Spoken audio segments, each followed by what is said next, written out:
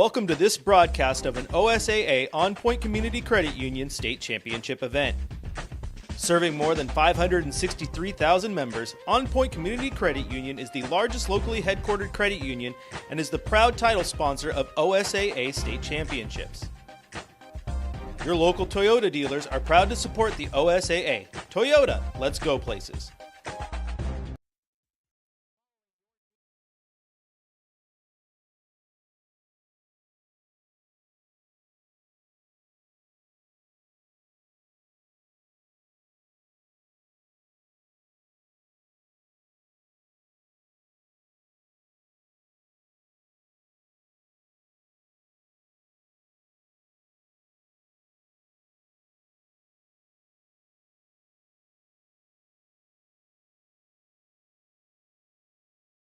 Meeting the needs of not only our team, but our community with kindness and compassion and understanding. We have those moments every day. I think that's probably the coolest part of what I get to do. Treating people with kindness is such an important thing to our hospital. From the moment I show up here to the moment I leave, it is just a collection of big, meaningful moments between the community and staff.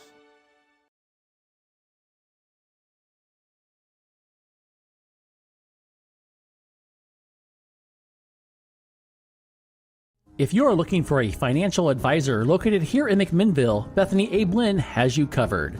She has a holistic approach and understands what is most important to you, using an established process to build personalized strategies and partnering with you throughout your life to help keep you on track. Her investment philosophy is a long-term approach with an emphasis on quality, durability, historical context, and common sense. Give Bethany at Edward Jones a call at 503-472-0555.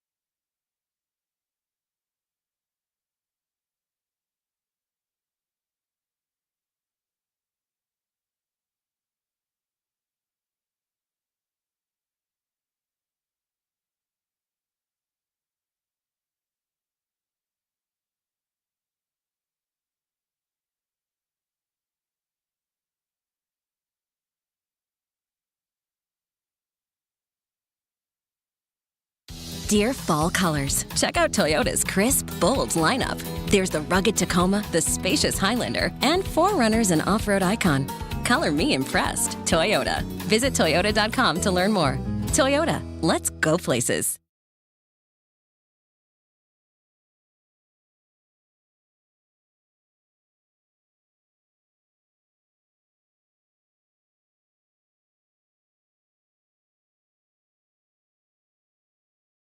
What's stopping you from going to school and learning new things?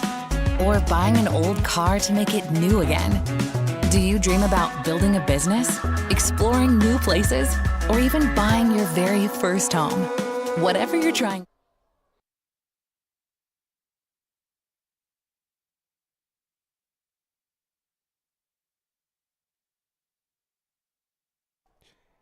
And we're back here live from Hillsborough Stadium, where the Grizzlies lead 1-0 versus the Jesuit Crusaders.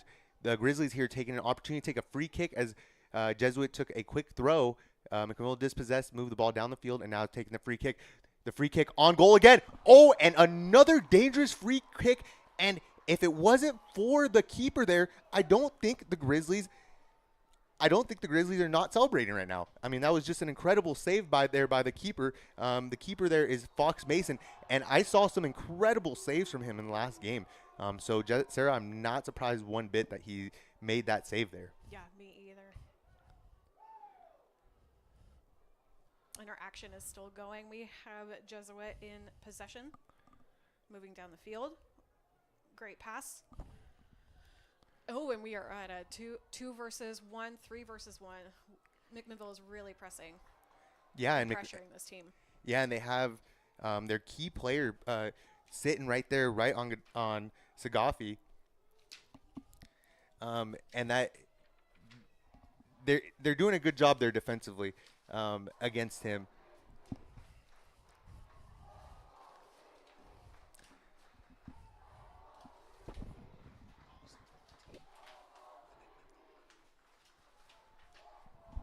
And now the Grizzlies moving it from left to side. Oh, wow, what a great pass there by Metolius. Metolius with a long ball down the field.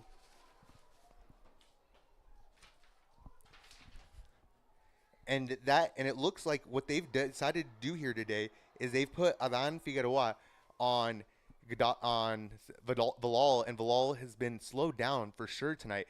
This isn't common, but it's really just a smart move to just put your best player.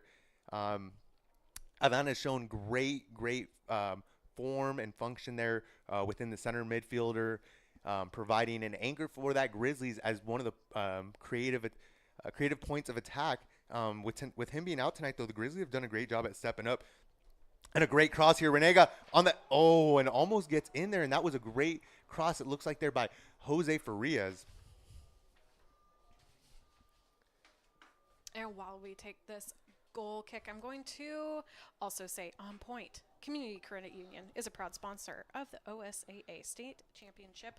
On Point is Oregon's largest locally headquartered credit union, serving more than 539,000 members.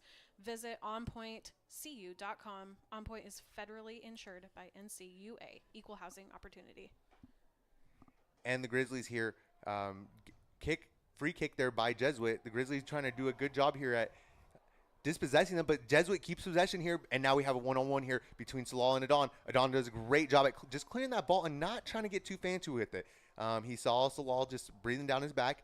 He is stuck to him like about 4 or 5 yards from him at all times. It looks like he's away from him just 4 or 5 yards each time.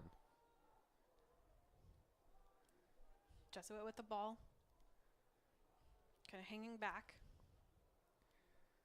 Moving it from mid to the left-hand side.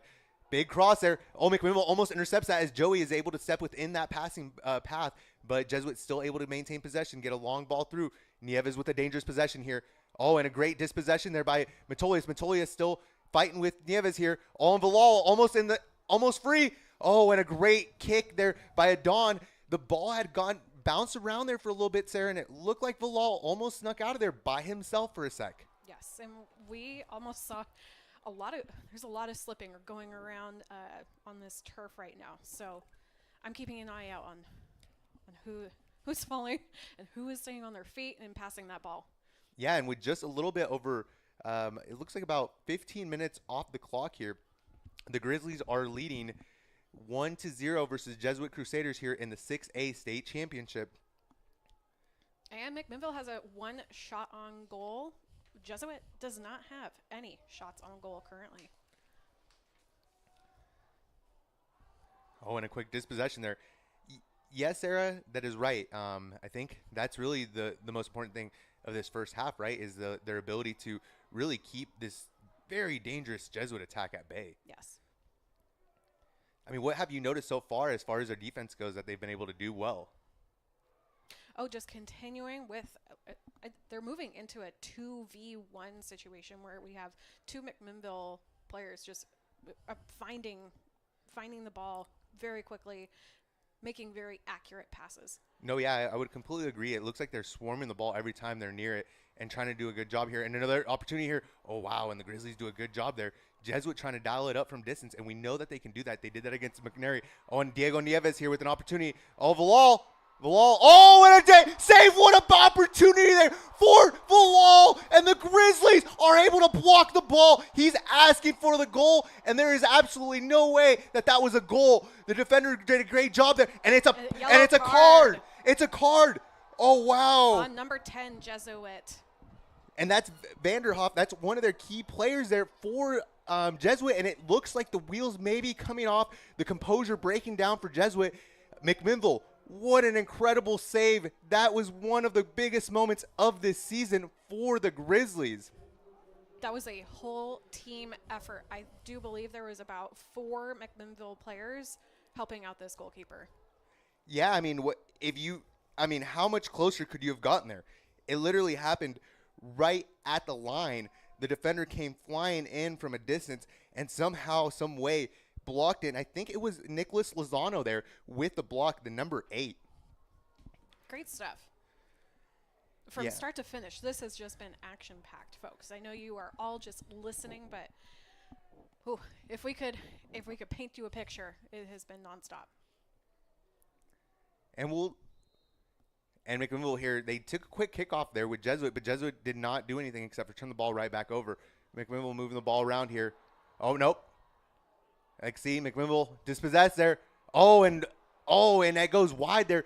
Vilal is struggling right now, but Adon, if you look at him, he fell right there, but Adon is keeping an eye on him. He's staying on him. He's not losing his positioning there. He's looking over his shoulder. He's keeping an eye on him, just knowing exactly where he is because he knows how dangerous he can be. And McMinnville with an opportunity here needs to clear out quickly. But trying to play possession, I can't blame them for that. They've done that this season. They've done a good job at it. McMinnville unable to get the ball out of their side, but did a good job there at trying to build up down the right-hand side. And just really in a dogfight right now. Dogfight, yes. If I may, I'm going to also read off a OSAA app I have. Stay connected to your favorite team with the OSAA Live mobile app. OSAA Live features the latest scores, schedules, and rankings for all the teams, leagues across Oregon. Access OSAA state championship programs, read the latest prep news and information. Search OSAA Live in the App Store or on Google Play to download today. Yeah, I think, Sarah, you've learned what that app is for now today, right? You've used it for a couple things today, haven't you?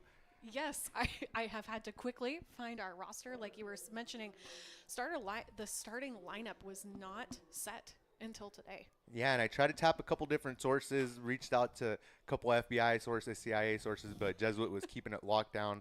They weren't releasing any of the information. Oh, and an opportunity here for Jesuit. Jesuit kicks it up wide.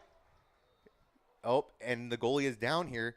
Kind of got into a quick little collision there. So we'll take a quick break here with about the halfway point here, about 18 minutes off the clock here.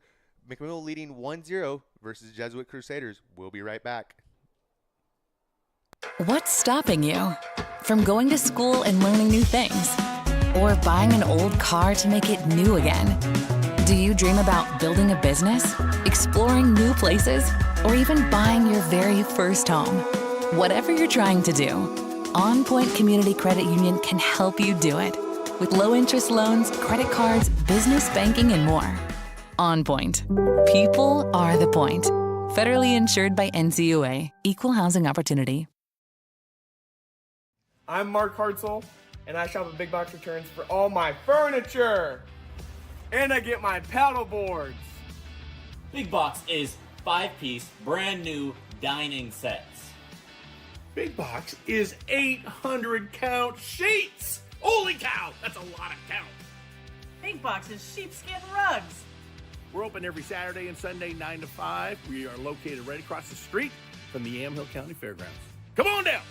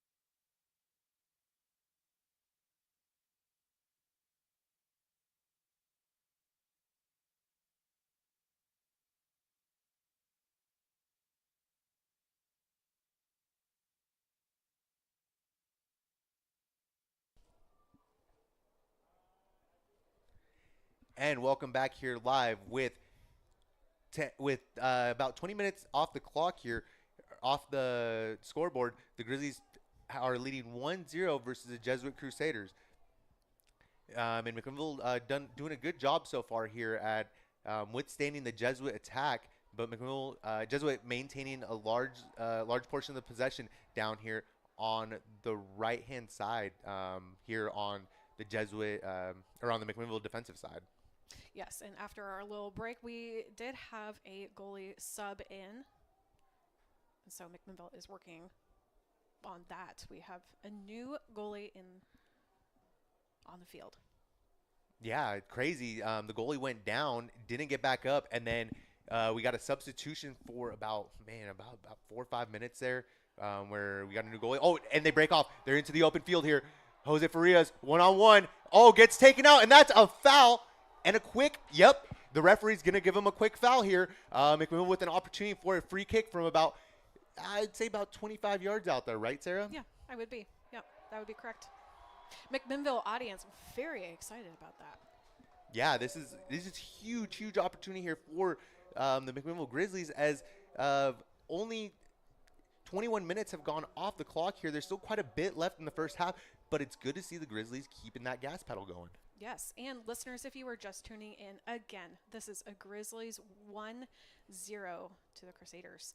We do have a yellow card on the field. We have, as a Jesuit, number 10 has a yellow card. And we'll take a quick break here for the free kick. We'll be right back here live on KLYC. Dear fall colors, check out Toyota's crisp, bold lineup. There's the rugged Tacoma, the spacious Highlander, and 4Runners and off-road icon. Color me impressed. Toyota. Visit Toyota.com to learn more. Toyota, let's go places. And welcome back here live from Hillsborough Stadium, where the Grizzlies are facing off versus the Jesuit Crusaders. And with just a little bit over 19 minutes or 21 minutes off the clock here. The Grizzlies leading 1-0 and with a free kick from about 25 yards out here, Sarah. Yep, Jesuit lining up. I think this is about 4 men. Oh, and a shot here on goal again. Oh, and that one went off the Jesuit defender, Sarah. Again, number 13, he takes the shot again. Yeah, well, let me track his name down right now off the roster, and I will give him a name. But the Grizzlies get another opportunity McMinnville gets another opportunity here to make a play, and I believe that is Cuevas George there with the play. But I'm going to go ahead and confirm here in just a moment. McMinnville here with the corner, low and driven. Oh, on the first post, Jesuit does a good job at getting the ball first, and a ball there up and wide there. Now a free kick for the Grizzlies.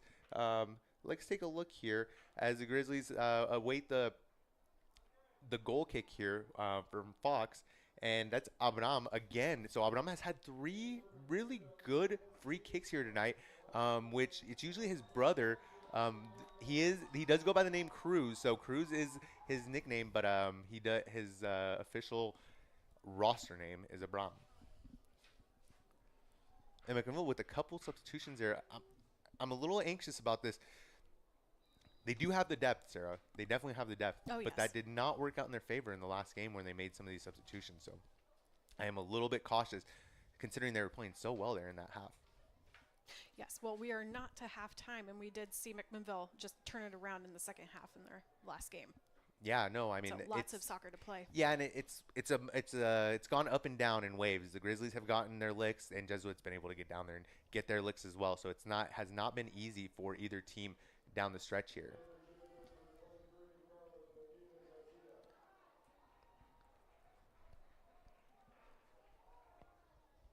And with just a little bit over 23 minutes off the clock here, the Grizzlies leading 1-0 versus the Jesuit Crusaders here live from Hillsborough Stadium on a very windy and rainy night, Sarah.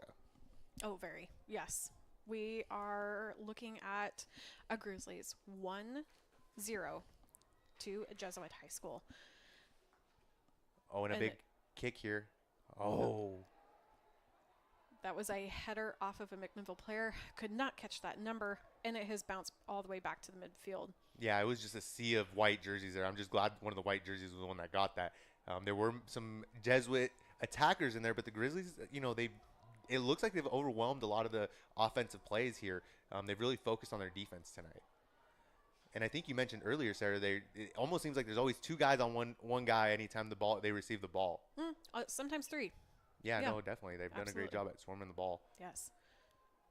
McMinnville. Oh, and a great turn there. McMinnville trying to find an opening. Drops it back to Matoyas. Matoyas opens up his hips. Gets the ball upfield. The Grizzlies trying to move the ball through the midfield. Oh, and a good touch there. Right through the midfield. McMinnville moving the ball from right to left there. Bringing it back to the right-hand side. Bringing it down the sideline here. Now the Grizzlies do a good job here with possession within the midfield. Matoyas receives and gives a long ball here. Oh, and a good job there by McMinnville pressing that Jesuit defense. Jesuit out of bounds. McMinnville throwing.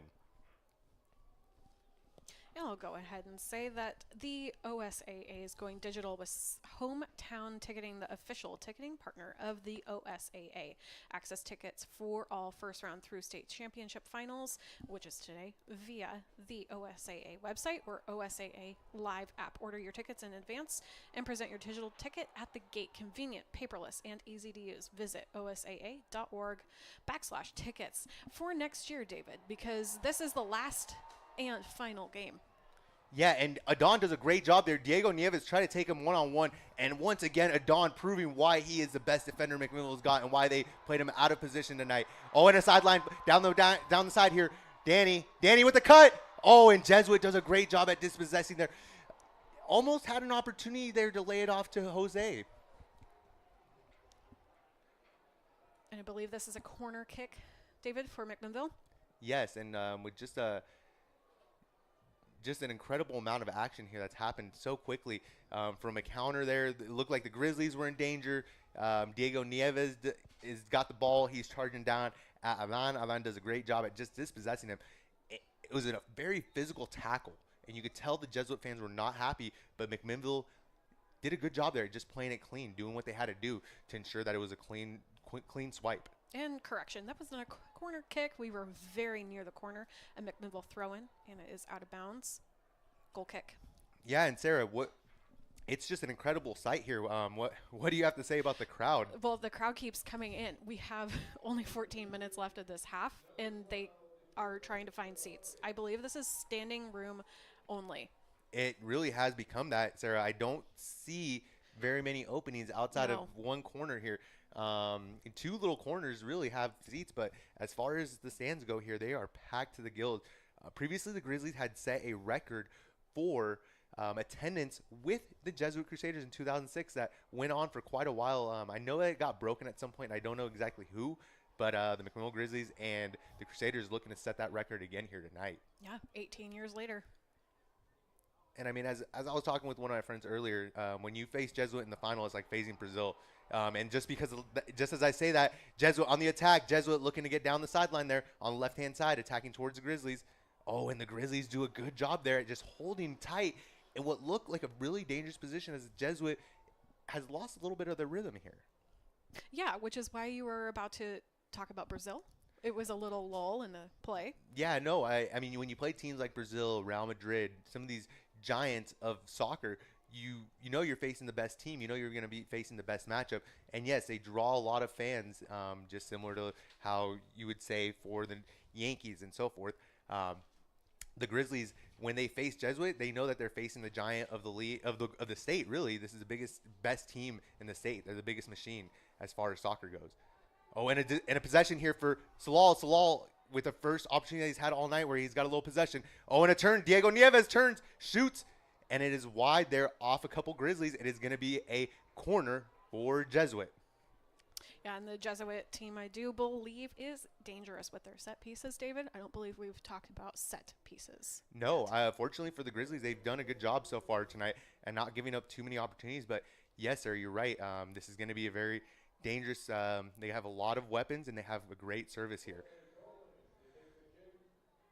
A little bit of confusion on the field with Jesuit team. Oh, they played a short.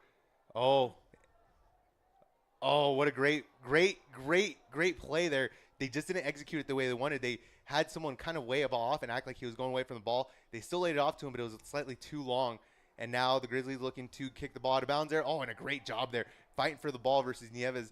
The Grizzlies doing a great job there at winning the ball. And that was Gael Hernandez with a great play there. And he was the player of the week for the News Register as well. Oh, and Adan somehow kicks the ball off somehow he kicks the ball off Jesuit. He almost went out of bounds, and what a great play there.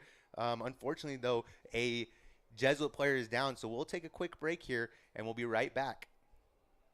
What's stopping you from going to school and learning new things? Or buying an old car to make it new again? Do you dream about building a business, exploring new places, or even buying your very first home? Whatever you're trying to do, On Point Community Credit Union can help you do it. With low-interest loans, credit cards, business banking, and more. On Point. People are the point. Federally insured by NCUA. Equal housing opportunity. Meeting the needs of not only our team, but our community with kindness and compassion and understanding. We have those moments every day. I think that's probably the coolest part of what I get to do. Treating people with kindness is such an important thing to our hospital. From the moment I show up here to the moment I leave, it is just a collection of big, meaningful moments between the community and staff. If you are looking for a financial advisor located here in McMinnville, Bethany A. Blinn has you covered. She has a holistic approach and understands what is most important to you, using an established process to build personalized strategies and partnering with you throughout your life to help keep you on track. Her investment philosophy is a long-term approach with an emphasis on quality, durability, historical context, and common sense. Give Bethany at Edward Jones a call at 503-472-0555. McMinnville Les Schwab is a proud sponsor of Grizzly football on Yamhill Today. When you shop at Les Schwab, they promise you the best tire value. This means you get free peace of mind protection and free lifetime tire and mileage care included in your purchase. McMinnville Les Schwab. They want to be the neighbor down the street you know and trust. We thank McMinnville Les Schwab for their support of McMinnville Grizzly football. Andrew Physical Therapy, Orthopedic and Sports Rehab wants to see you make a full and quick recovery so that you can get back into life and the things that you like to do. Their friendly staff will listen and encourage and guide you through each step of the rehabilitation process.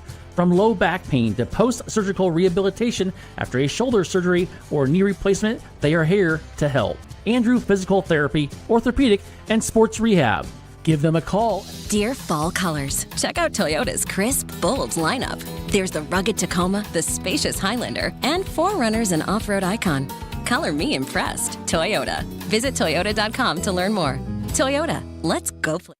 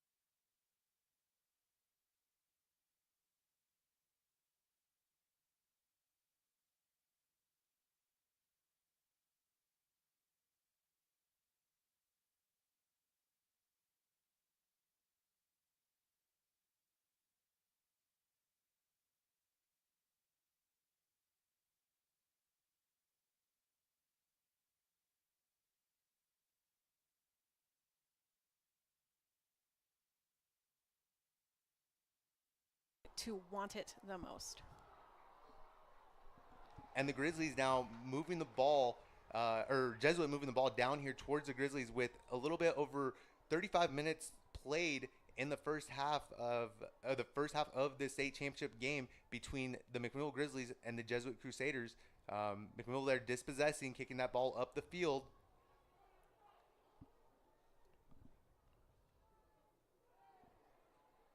Oh, and then a quick turn there. Oh, it does a good job there, but just unable to make it something happen. Oh, and the ball moving down the field here. Cuevas George. Oh, unable to get there, and that's Isaias. A McMinnville throw in. We have a hurry up because there is only 4 minutes left of this half. Yeah, it looks like it is a free kick here for Jesuit. And Jesuit still trying to get the ball off here. Salal receives the ball with Adan, taking it down the right-hand side on. Adan does a great job at dispossessing him. Adan has taken that matchup personally.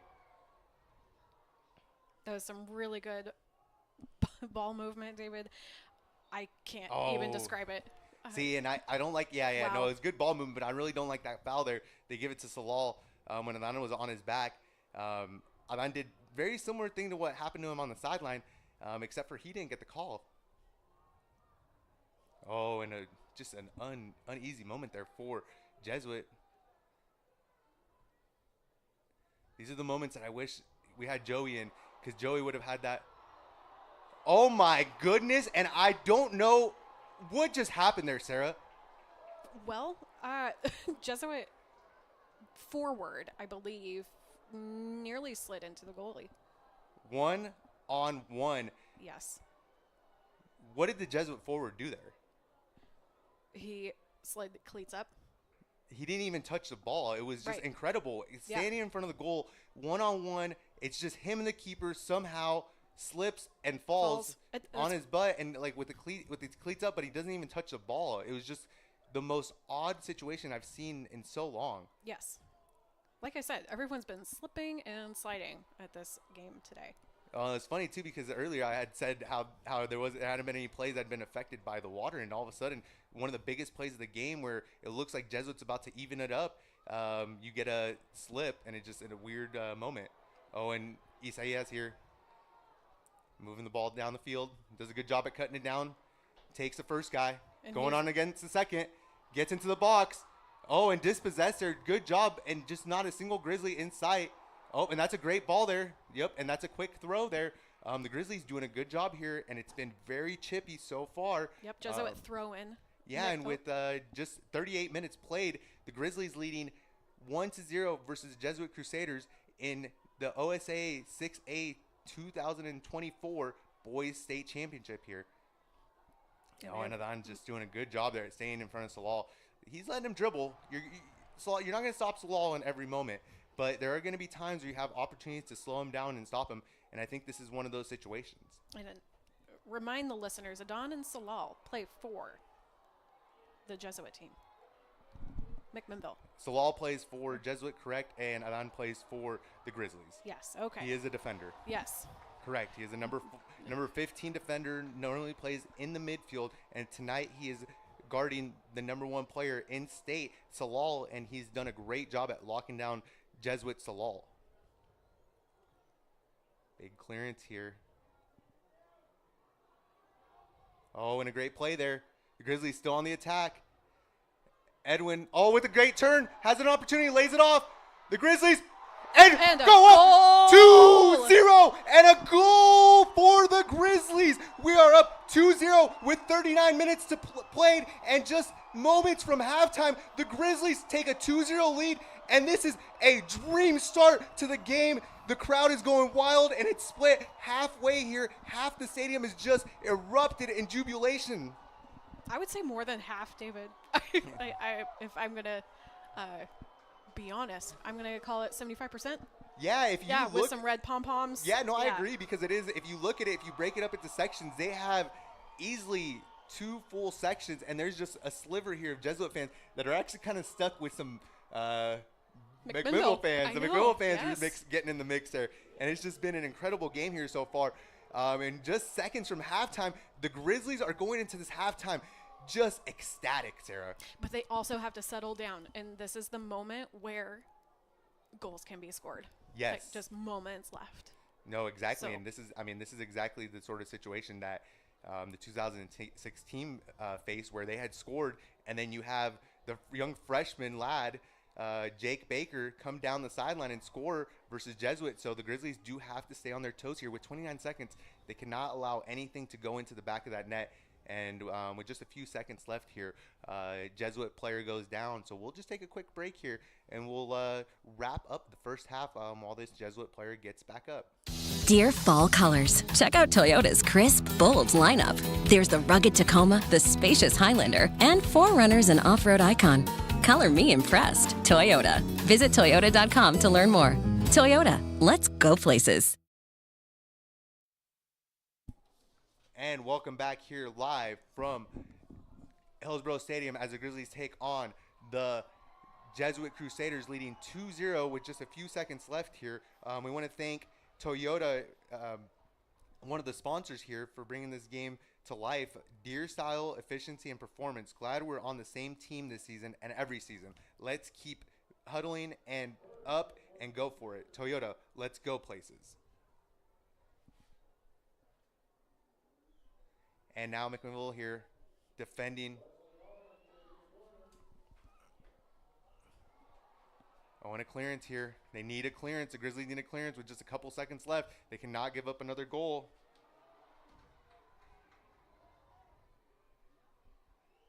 I want to turn. Oh, and a kick down the sideline. And we're counting down, David. 6, 5, 4, 3, 2, 1. Sarah, describe this scene right now. What did we just witness here going into halftime? McMinnville had held steady. We are looking at a sea of red and black. Red and black. And everywhere. they erupted as that halftime whistle went. It was just crazy to see, just incredible to watch them. And we're going to just take a quick break here just to kind of reset here and we'll give you some thoughts on that first half here versus the Jesuit Crusaders, where the Grizzlies are now leading 2-0 with just a little bit over 9 minutes here for the halftime. We'll take a quick break and we'll be right back here live from Hillsborough Stadium.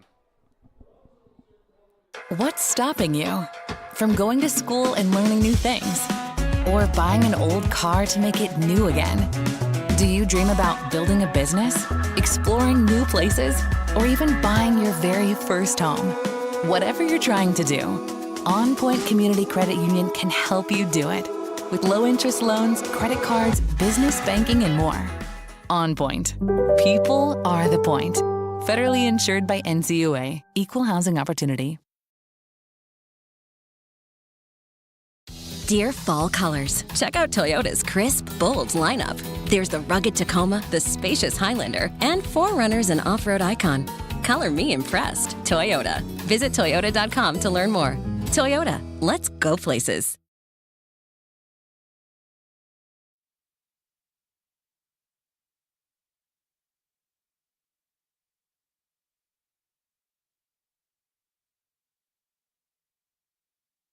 And welcome back here live from Hillsborough Stadium. You are listening to KLYC McMinnville, your home for high school boys soccer. And tonight we are bringing to you the McMinnville Grizzlies versus the Jesuit Crusaders live here. It's the 6A 2024 Boys State Championships, Aaron. Wow, what a great half of soccer we saw. A great half. And if I could quote from our lovely news register, there was a wonderful article and some great interviews done. We have just the motto of McMinnville is win the next play. And the fact that they are 2-0, they did not get too excitable. They settled down. They didn't let Jesuit do any fancy moves. Jesuit, I believe, thought that they were going to pull a fast one, and McMinnville just saw right through it. Yeah, and I mean, I think you really encompassed the attitude that the Grizzlies came out here with. They came out here knowing that they had to win those 50-50 balls, and they've done that not only against the supporting cast of this Jesuit team, but in particular with some of those key players that we saw in the first half.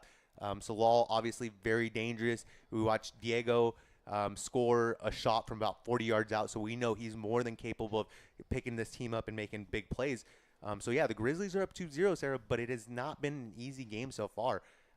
One of the other keys of this game was earlier when we saw a block there in front of the goal where the Grizzlies almost looked like they were about to tie it up versus Jesuit, and that could have changed all momentum. Absolutely. And so there's no one star of this team. It has been just a team effort. I don't want to sound too cliche, but it truly has. No, yeah, and I mean, especially with playing out of that position, you're gonna have guys like on that play was Nicolas Lozano. He was the one that stepped up and made a big play there. He was very important to that moment. And then just seeing the overall effort by the forwards to come together and make a good just team effort to try to make up that gap that has left in the midfield, but he has made almost a bigger impact there defensively. Yeah. I mean, I think every time that any of the key players for Jesuit have made an attack at him, he has simply stopped it and just left those Jesuit attackers at bay. So it's just been very impressive. Very impressive. And I'm wondering what just this halftime message should be for this team. If we look at the last game we just watched, they came back at the second half, just rearing to go. And I look forward to seeing that come back from McMinnville this game. No, for sure. And and I just want to take a quick moment here to give a shout out to one of our sponsors. On Point Community Credit Union is a proud sponsor of the OSAA State Championships. On Point is Oregon's largest locally headquartered credit union, serving more than 39,000 members. Visit onpointcu.com. On Point is federally insured NCU equal housing opportunity. So Sarah, if you were Jesuit, what sort of adjustments would you do to try to match the energy that McMinnville has so far?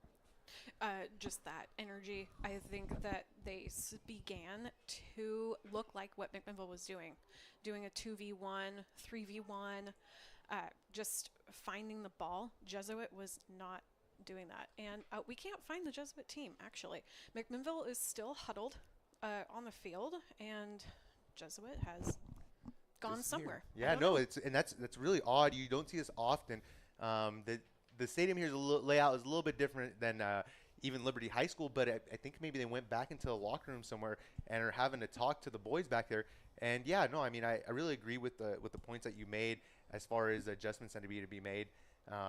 If they can match McMinnville's energy as far as the 50-50 balls go, this game can turn around. There was moments there in that half where you saw Jesuit kind of turn it on, McMinnville turn it off a little bit, and it's just been an ebb and flow, but McMinnville's McMinnville's got their number. Yep, McMinnville's been better in those moments where they've actually had opportunities, and I think that's what I really saw versus McNary, that McNary was not able to do versus his Jesuit team, and that was capitalize on those moments where the ball is bouncing around and it gets away from a player, and the Grizzlies have done a great job at capitalizing on those moments, but you don't see that happen quite as often for the Jesuit's opponents like McNary.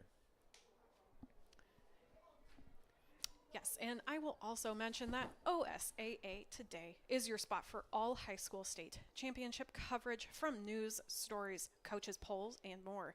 Get it all by visiting OSAA Today. Go to osaa.org/today. And David, we sure did that. We have looked for our rosters. We've checked stats. Yeah, no, find it all. It's there. a great. I mean, I know some of these players, but I don't know them all. And like I said, I try to reach out to a couple contacts I had to see if I could get the Jesuit lineup. I don't know, because if they thought I might be leaking information on the McMinnville side, or maybe they didn't decide who the starters were just yet. But that's what we'll leave that at. We'll take a quick break here, and we'll be right back here with just a couple minutes to go here at the halftime, and we'll be back. Bring back the action of the 6A 2024 6A boys soccer matchup between the McMinnville Grizzlies and the Jesuit Crusaders. Grizzlies leading 2-0. We'll be right back. What's stopping you from going to school and learning new things, or buying an old car to make it new again? Do you dream about building a business, exploring new places, or even buying your very first home? Whatever you're trying to do, On Point Community Credit Union can help you do it. With low interest loans, credit cards, business banking, and more. On Point. People are the point. Federally insured by NCUA. Equal housing opportunity. Dear fall colors, check out Toyota's crisp, bold lineup. There's the rugged Tacoma, the spacious Highlander, and 4Runners and off-road icon. Color me impressed. Toyota. Visit toyota.com to learn more. Toyota, let's go places.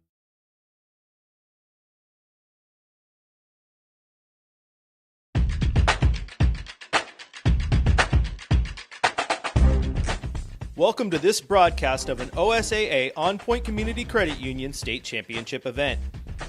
Serving more than 563,000 members, On Point Community Credit Union is the largest locally headquartered credit union and is the proud title sponsor of OSAA State Championships.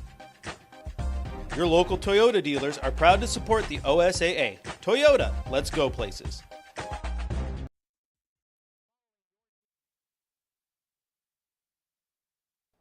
And welcome back here live.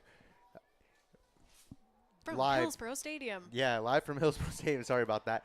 We are not in McMinnville. Yeah, where you got the 6A. Yeah, no, I wanted to open up saying McMinnville, right? We've got the 6A Boys State Championship here live. It started at 6 p.m. and the Grizzlies are Jesuits coming out. They went to the locker room real quick. McMinnville stayed out here huddled up. I don't know. I'm not sure what to think of it. I'm not sure if it's an advantage or disadvantage. And now McMinnville and Jesuit here preparing with just 40 seconds left here at the halftime. And we'll jump into the action here pretty quickly. And Sarah, any predictions here for the second half of this matchup? Well, predictions and wonderings. We did have a goalkeeper for the McMinnville side be subbed out, and I'm wondering if we're going to sub back in. If that's a prediction, I don't know. It's a wondering. My prediction is that McMinnville is known to come back even stronger in the second half. Yeah, and I mean, they've already had 8 shots on goal tonight to Jesuits 4. Jesuits 4 have been dangerous, so the volume doesn't matter as much because McMinnville, some of those opportunities weren't as dangerous as some of the Jesuit opportunities, but there was one that went wide, and then some opportunities that the goalie himself came up with. So so far the Grizzlies, as a unit, are playing strong. So we'll see kind of how this game ends up playing out as the Grizzlies are leading 2-0 here, getting ready to start the second half of this OSA 6A championship. Yeah, tail of the tape. I will say weather at McMinnville is going to now play into the wind. So we'll see how that plays out. And we are getting ready to have a whistle blown. Yeah, and I just want to say you are listening to 1260 KLYC McMinnville, your home for McMinnville boys soccer. And we're just moments away here from kicking off the second half to the 6A championship. And I just want to give a couple shout outs here. I want to give a shout out to the Sage on 3rd Street and Mac for helping make this whole journey possible in multiple ways, including, feeding me every once in a while when I go in there and grab a sandwich. So definitely one of the best spots around in town. And also a shout out to Chuck Pattershall Agency, Farmers Insurance. Scott's Automotive of McDonald and Mac. And the Grizzlies and Jesuit starts here with the second half. They start off with a great long ball here. And Valal with an opportunity, one-on-one with the keeper, takes possession. The goalie backpedals. Valal still with possession. Valal centers the ball, unable to get the ball. Somehow still gets the ball back. Oh, wow, and lays it off there to Diego Nieves. And Diego just not dialed in so far. He hasn't had a ton of opportunities. And Valal there not letting his team die. Got into the open field, ran down the right-hand side, streaked down there, kept possession. The Grizzlies were unable to stop him there as he was able to put the ball in there. And just good play here by the Grizzlies overall here through the midfield. Oh, and a dispossession there for Jesuit. Jesuit on the counter. Good clearance. McMinnville does a good job there at clearing away the danger. Some more shout-outs. We have H&R Block, Tax Consultants in McMinnville. Kevin Gephardt with Edwards Jones. And a very dangerous dispossession there at the top of the box.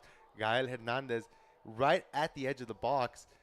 Fortunately, it wasn't in the box, but it was very close. And here, with just 2 minutes off the clock, the Grizzlies are already facing their first big, dangerous moment. Yes, and now I can continue giving shout-outs. We have At Home Mattress, super sore off 99W next to Grocery Outlet. And here, Jesuit setting up here for a free kick.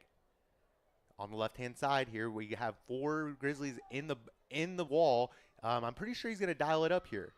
Oh, and a shot right on goal. Nope, goes right over there. And Jesuit just not in that rhythm, but, you know, it could have been dangerous. And that was Rodrigo Rodriguez taking that shot there and just wasn't able to dial up a good free kick. The wind was at his back, and the ball did sail very far. Oh, actually, was that if that was number 5? I apologize. That was Wesley Coling. And McMinnville on the counter here. McMinnville with an opportunity. Joey Diaz into the open field and unable to collect the ball there as the goalie comes out and gets the ball. Joey already showing why that speed is so dangerous when he gets into that open field versus his Jesuit team. Oh, and Salal somehow receives the ball in the open field, takes a long touch, tries to put a long ball through there to Diego. Diego Nieves dispossessed. What a great tackle there. They came hip to hip, and the McMinnville Grizzly came up with that ball, and that was a great play there. What a good overall effort there defensively, but a great play there in the midfield by number, I believe that was, I can't tell, was that number 17 or Gal Hernandez? If it was number 17, we were talking about Ronaldo Grimaldo, but either way, there's just been good defense overall down there on these counters. And Sarah, what do you see so far here out of Jesuit coming out of the half? Well, they just snapped the ball off if we were watching football. They just spent no time waiting around. More possession time, moving the ball around more. That's what I'm noticing, David. Yeah, no, I agree. I think that's really leading to better offense for them, especially when you're able to maintain possession. And, oh, wow. An unfortunate. Oh, and a foul there. Oh, actually, I'm very surprised. It looked like the McMinnville player was the one that was clipping at the heels of the Jesuit player, not the other way around. So I'm surprised at that foul. Yes.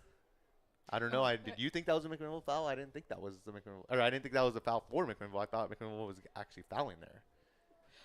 Well, what we're seeing on the field is that we have a McMinnville free kick. Free kick. So you're saying you're not going to ask any questions? I'm not going to ask any questions.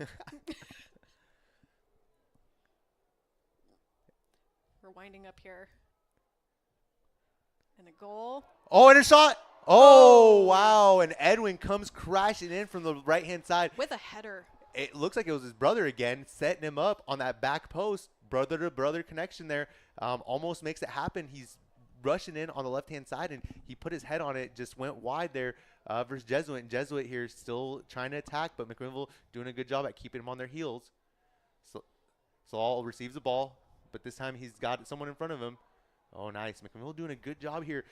They're really causing a lot of chaos for the Jesuit Crusaders. The Crusaders kind of struggling here at maintaining the possession. They kind of look a little bit nervous and kind of a little bit off their game. Yeah, we're almost 6 minutes into the second half. McMinnville up 2-0 to the Jesuit Crusaders 0. Yeah, Jesuit having some opportunities to turn that 0 into 1, but weren't able to capitalize in the first half. The Grizzlies done a good job here in the second, playing defense and moving the ball around within the midfield with that fancy footwork that we see off the right-hand side. Through ball here. Passing. Oh, and a great through ball here. Opportunity. The Grizzlies with a shot. Oh, blocked. Jesuit blocks. Oh, and McMinnville dispossessed, and a great opportunity there. Jesuit with a great defensive play there. The McMinnville Grizzlies not getting anything easy here in the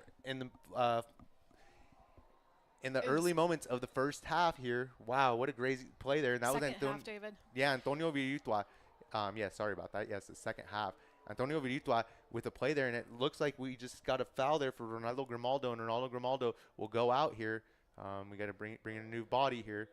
Grizzlies have the depth though, so that is a good thing. But you don't want to see them lose their head here and start racking up unnecessary fouls. Yes, McMinnville is subbing in a number, I believe, 14. Oh yeah, so Bryant Orozco, which was already in earlier, so that's good. He's not coming in cold, and he has a feel for the tempo this game is being played at. And with 6 minutes past, the Grizzlies leading 2-0 here versus Jesuit Crusaders here from Hillsborough Stadium for the 6A boys state title.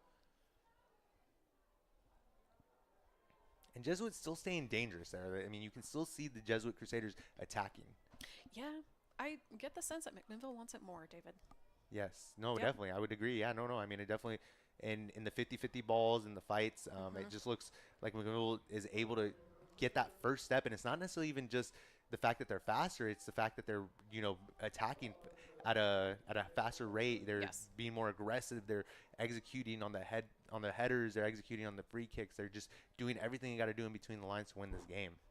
Oh, and Matoyas does a good job there. Oh, McMinnville defender there kind of got, undercut. That should have been a foul there, but I guess they kind of played an advantage there. Matoyas doing a good job at clearing that ball. Oh, and it almost got through to Joey. And with Joey's speed, you got to be scared there. Oh, and a great through ball there.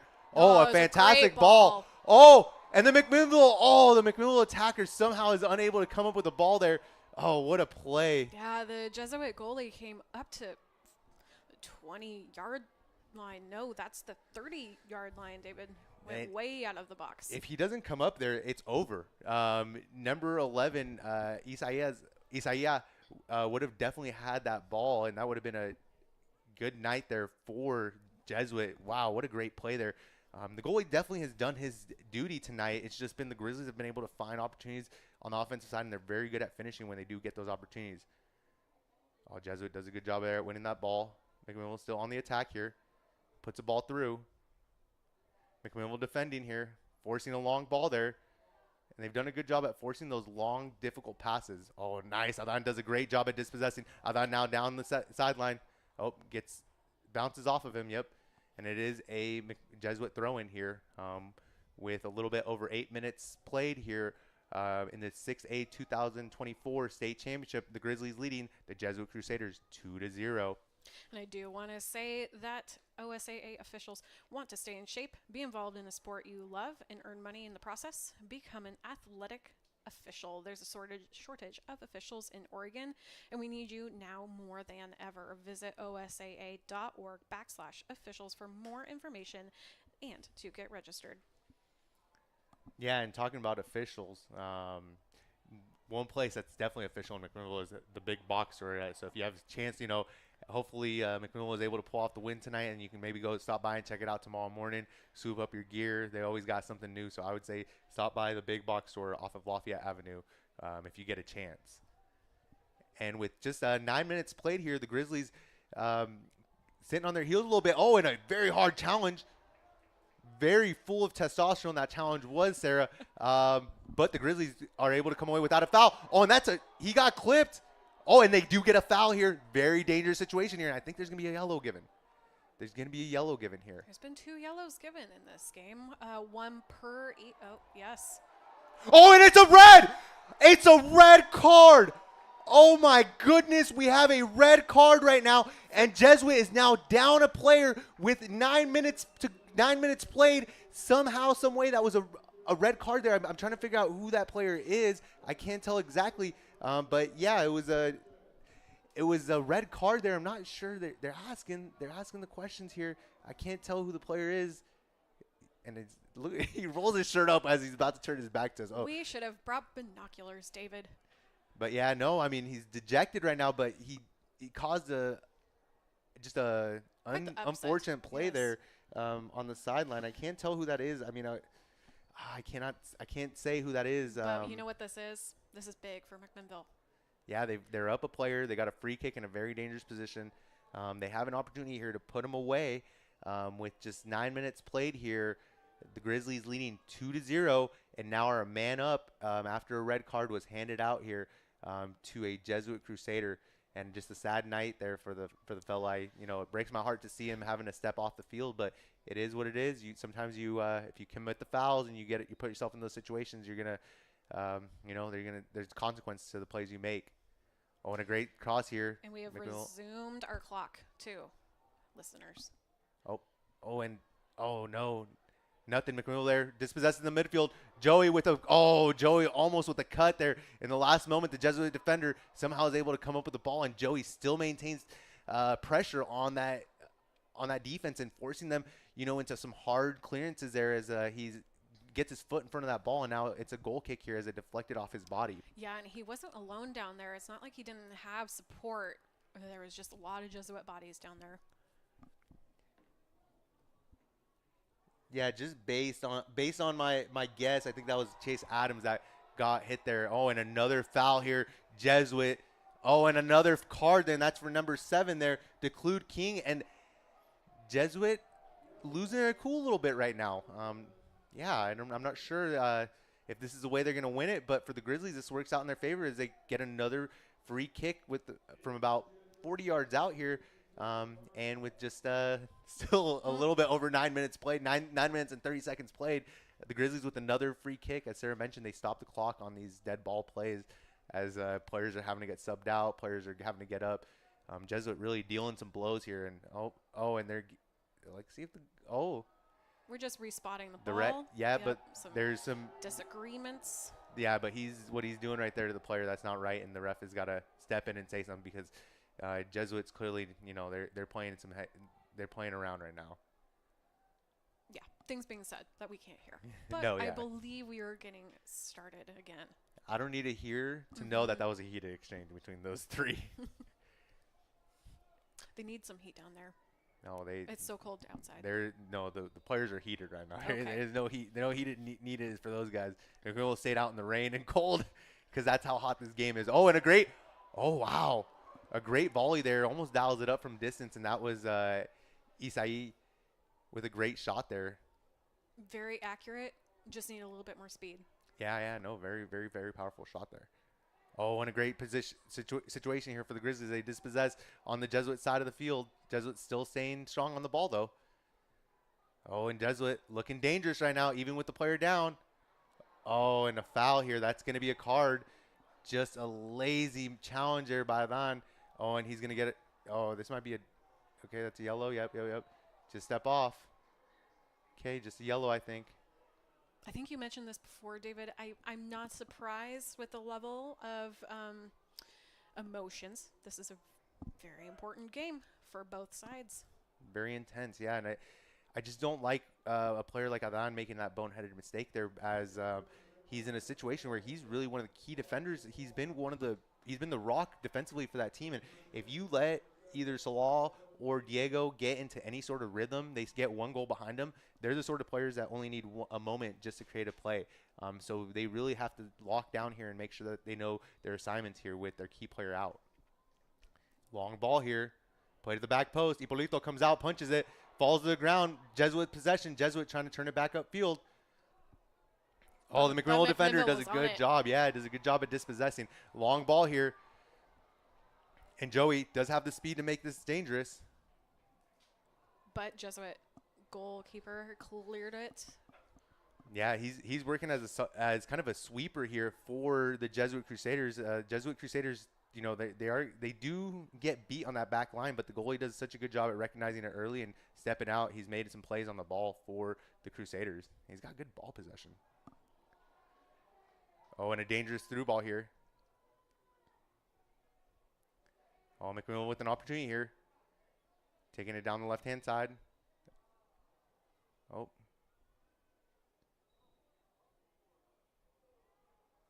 Oh, there's a player down. Who's the player down? Or what happened? Is there blood?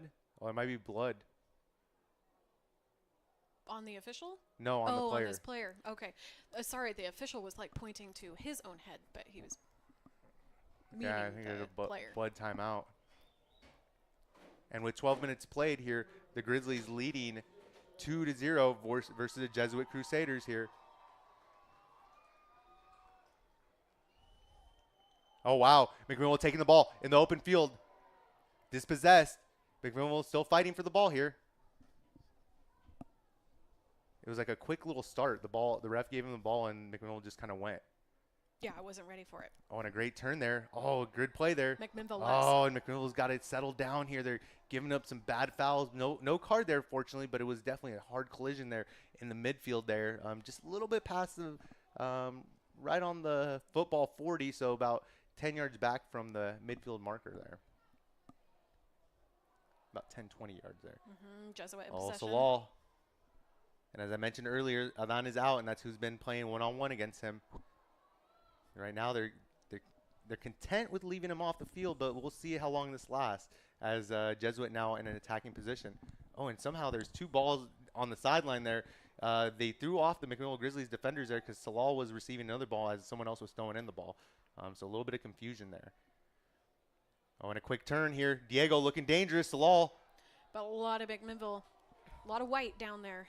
Yeah, I know, and I already see Adan getting down there, but I'm not sure why he wasn't even down there in the first place. He should have been down there right away as the next sub. McMinnville has a really odd lineup in right now. They're trying. I think they're going for this far too long. I think they need to put in some of the players that were key because they've lost a little bit of the momentum right now. And Jesuit's looking very dangerous. Some of the key players are getting the key opportunities right now. Oh, Nice and a great play collection. there. Yeah. Collection by the goalkeeper. If you do replay this back, McMinnville is in the white. Jesuit is in all black. Yes. Listeners. Big clearance here. Oh, McMinnville unable to win the ball in the air there. Jesuit now winning the 50-50s. McMinnville's got to turn it on here. They're playing far too passive right now, and Jesuit is still making it dangerous.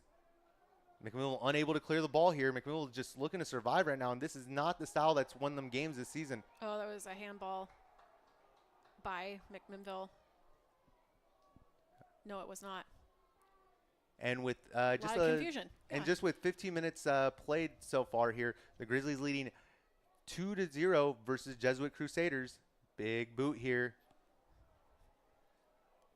By McMinnville. Yep, and McMinnville now on the attack. McMinnville turning, putting it down the sideline. Good cross here. Oh no, unfortunate. Just unable to get it, wrap his foot around that ball and get it into the box there. Kicks it clear behind the goal box here. The rain has picked back up too. I will mention.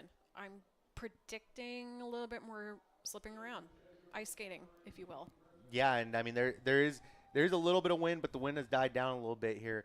And just with about 15 minutes played here so far, the Grizzlies leading 2-0. But right now, Jesuit has turned it on, and a dangerous opportunity here for them. They are on the attack and have the Grizzlies on their heels right now. Grizzlies got to turn it on right now because the Grizzlies are not looking great. They are playing a lot of defense right now, and this is the type of game that Jesuit's looking to have. Yep, we have a Jesuit throw in. And they just collected the ball. Oh, McMinnville is just there. It is, David. 3-on-1. They're trying. They're trying, so yeah, but they just can't get the ball out, and it's like Jesuit's doing everything they want to do right now. Oh my goodness! Good as they do a great clearance there, but Hipolito had him come out and make a big play on the ball.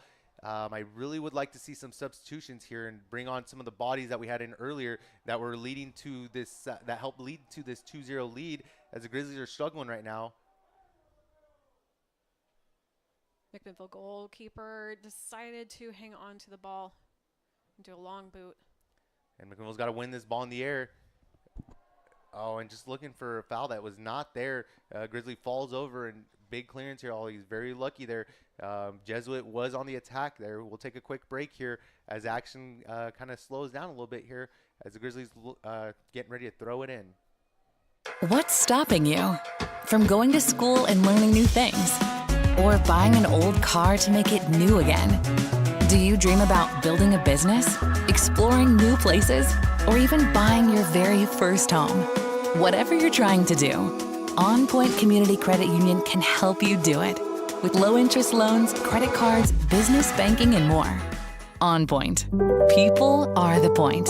Federally insured by NCUA. Equal. And welcome back here live from Hillsborough Stadium, where the Grizzlies are about 60 minutes into the game, leading the Jesuit Crusaders 2-0. Your McMinnville Grizzlies. Yes, and from Toyota, Deer, style, efficiency, and performance. Glad we're on the same team this season and every season. Let's keep huddling up and going for it. Toyota, let's go places. Yeah, and McMinnville with a good opportunity there. Oh wow. Oh, we got an injury. Oh, I think we got a cramp, and I know how this guy feels right now, especially this late in the game where everyone's been giving everything they got. There's probably gonna be a sub here. I don't know if he will continue. these are some bad cramps. He's cramping on both legs right now. Yeah, they're waving him in. They're not. They are going to take. Yep, they're not going to wait for it. They're going to go ahead and call for him. I don't think we've told listeners that David Manriquez, you were a part of the 2006 boys soccer state champions. Yeah. No, yeah. I mean, and the game was a little bit different than this. The game was just a little bit closer throughout the whole game. We ended up going into shootout.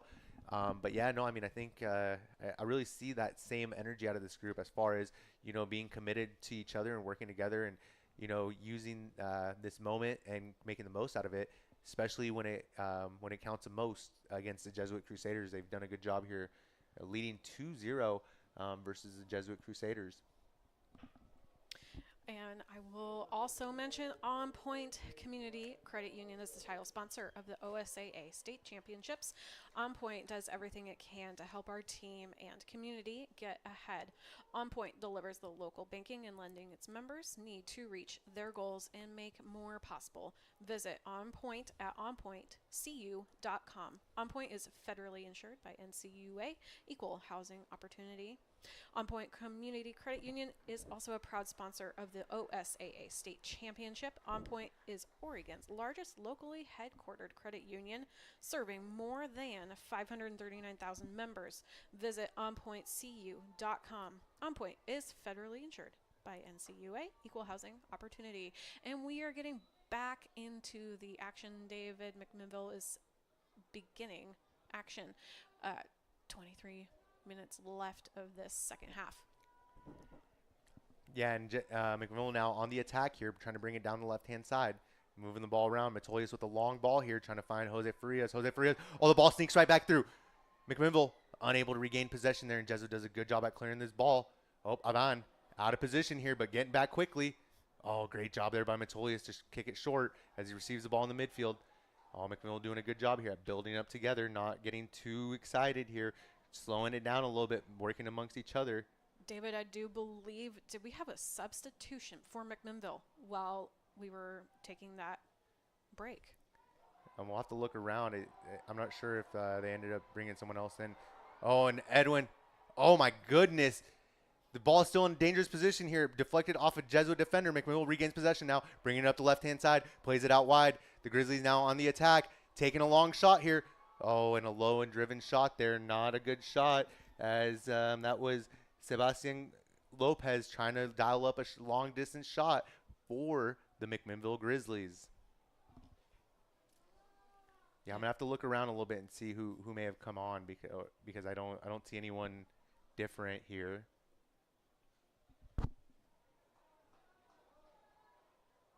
Oh, and McMinnville with the long ball here. Oh, nice, great switch play. Oh, and Farias does a good job at receiving the ball, getting into open space. Oh, dispossessed. Oh, and dangerous. Oh, I thought he had made an error there. He was hearing the whistle and he was stopping the play. It looked like he almost made a mistake there. I didn't realize that it was actually whistled dead. So, oh, and a great dispossession there. Big boot there by Metolius. Good job to get the ball out of danger. Oh, nice. And Farias wins the ball in the air. Farias does a good job at just creating a lot of chaos and making it hard for the players defensively. Oh, wow, what a great play there. Wow, and that was an incredible play there by Danny Renega as Salal tried to take him. And actually, Danny was the one that ended up coming out with the best of that little matchup there. Oh, they got to cut off this angle here. Salal in the open field now. Metolius one-on-one. Oh, Metolius does a good job. Oh, and a free shot there. Metolius was unable to control Salal. He tried to shield him off. I think he should have tried to clear the ball there, but McMinnville with another point-blank opportunity at the goalie. Hipolito coming up with a huge save there and giving the Grizzlies a little bit more life. And with 20 minutes played so far, the Grizzlies are hanging on. And a through ball here. McMinnville on the attack. Oh, and just doesn't have enough speed there. Lopez as he streams down the left-hand side there. Oh, and a long ball there. Jesuit just does not have any rhythm right now. Yeah, and listeners, if you're tuning in for the first time, we are up Grizzlies 2-0 to Jesuit High School Crusaders. Yeah, and it's been a really good game there for Lozano playing on the left-hand side. Not to mention how strong Danny Renega has been on the right-hand side. So the edges have been super strong for the Grizzlies overall here tonight. with some quality play up front. Just kind of some odd plays, but Jesuit's going to show up and play hard. They're going to take advantage of their opportunities, and defensively they're going to be very tough to break. So obviously did not expect to see a lot of open opportunities for the Grizzly attackers, but they've done a good job as a group to crack this defense. Oh, and a good pass here in the midfield. Jesuit trying to maintain possession, playing the ball. Oh, Grizzlies do a good job there. Now moving the ball around. Oh, and a great cut there. Oh, that was a great play there by Antonio Viritua, but unable to get the ball out as Jesuit regains possession there. Moving it through the midfield here. Now Jesuit with the long ball. Header there in the air. Viritua does a good job at winning the ball there. Jesuit bringing it down the left-hand side. Jesuit turns and cuts. Valal now with an opportunity. One-on-one here with the goalie. Oh, Matolia steps in front of him, and the goalie comes out and receives that ball. What a great play there. It looked like Valal was one-on-one with the goalie, and Matolias came out of nowhere and just put his body in front of the play there without fouling him. And a great job there by Matolias to slow down Salal. Yeah, McMinnville did a really good job there trying to clear that ball. And it just ended up being a lot of possession time down on Jesuit's side. And now Jesuit takes a quick free kick here. Puts it into the open side of the field here. This Grizzlies defense having to shift over to the right-hand side. Jesuit now pushing the ball up the right-hand side. Big boot here. Oh, great opportunity here. Oh, in front of the goal and just unable to connect cleanly there is number 18, Griffin Nagy for the Jesuit Crusaders. Jesuit looking dangerous right now here, and with a little bit over 22 minutes played here, the Grizzlies leading 2-0, but Jesuit looking dangerous, and this 2-0 lead can melt away very quickly for any team. Anyone that has played soccer knows that this is the most dangerous lead in all of sports. And how many shots on goal, David? It is 12-8 now, so I mean, Jesuit's done a good job here at narrowing down that lead. It was for a while it was 8-4, but Jesuit getting 4 more shots in, and the Grizzlies as well. But Jesuit has been a lot more dangerous in the second half, even though they haven't taken a ton of shots.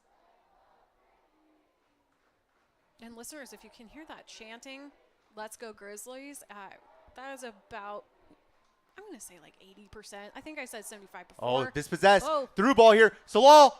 Oh, and he falls. No foul.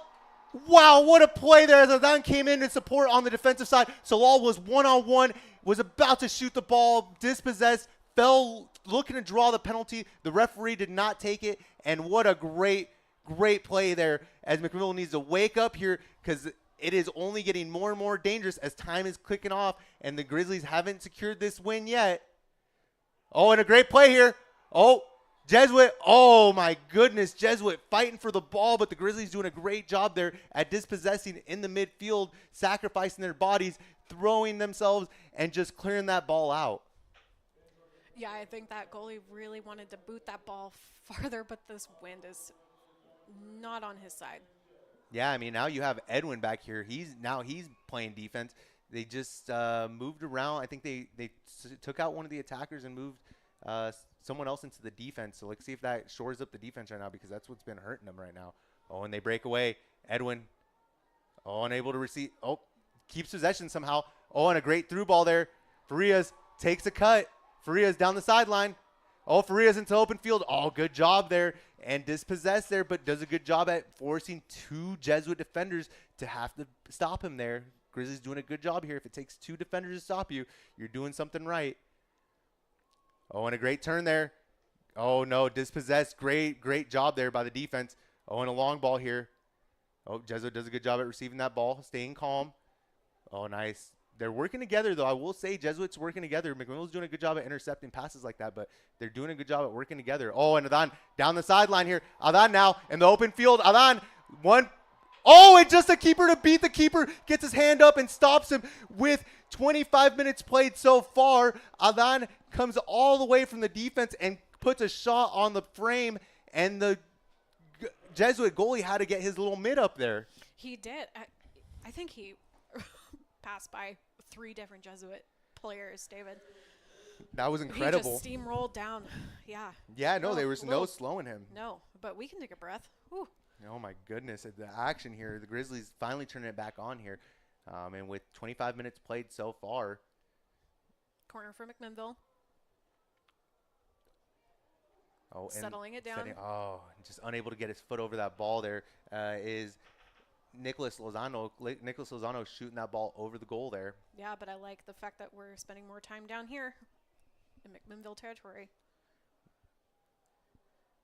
Yeah, we're saying here on the Jesuit side, we're definitely doing a better job right now at forcing Jesuit to play a little bit of defense. We got a Jesuit throw in. Yeah, Jesuit right now. Plenty of time left to make a comeback. They're knocking on the door right now, so they're definitely not even close to out of the game. And the Grizzlies are definitely not in the clear yet. Oh, and a great shot here. Oh, Grizzly steps out and blocks it. That was going to be a good layoff there for the Jesuit attacker. Oh, and a good cross here. Dangerous play. Oh, Lozano, first one of the ball there. Oh, Joey ran over there. Oh, good job there by. Oh, actually, I don't know if that was Joey. It looked like him for a sec. I can't tell if it is. David, they're just moving. They're moving right and left. It's really hard to. You mentioned what their formation was a little bit earlier in the game, but they're staying very active and very fluid in this game. Yeah, and Viritua came in. It looks like there's been a couple changes here on some of the players. Oh man, Salah. Yeah, Jesuit taking their time. Oh my goodness, and Salal was creating some magic there throughout the middle, was not getting dispossessed, put a through ball there, and the Grizzlies the first one to boot it out and reset the ball. But Jesuit regains possession now, moving the ball throughout their midfield, doing a great job here, moving it from side to side here. Good through ball there. Jesuit with a good turn and shot. Grizzly steps up. Nieves fighting for the ball. Nieves making it very difficult for the Grizzlies to clear this ball. Oh, and a great play there. Oh, McMinnville isn't the first one on the ball, though. Jesuit still in the attack. Jesuit dispossessed. McMinnville still trying to fight to dispossess there. Oh, wow, and a long ball here. Oh, and the goalie comes out, clears it out wide there. And big boot there. Yeah, and again from OSAAstore.com, purchase your official state championship merchandise at OSAAstore.com with Rush Team Apparel, the exclusive merchandise partner of the OSAA. You have more options. Customize your gear with your school name, a student athlete name, event decals, and more. Nike products are also available. Browse the selection of official state championships. Oh, and a great through ball. Renega on the far post, has an opportunity to seal this thing, and shoots it wide right. Oh my goodness, he had an opportunity there and just missed one-on-one with the keeper. McMinnville with a prime opportunity to put this thing away.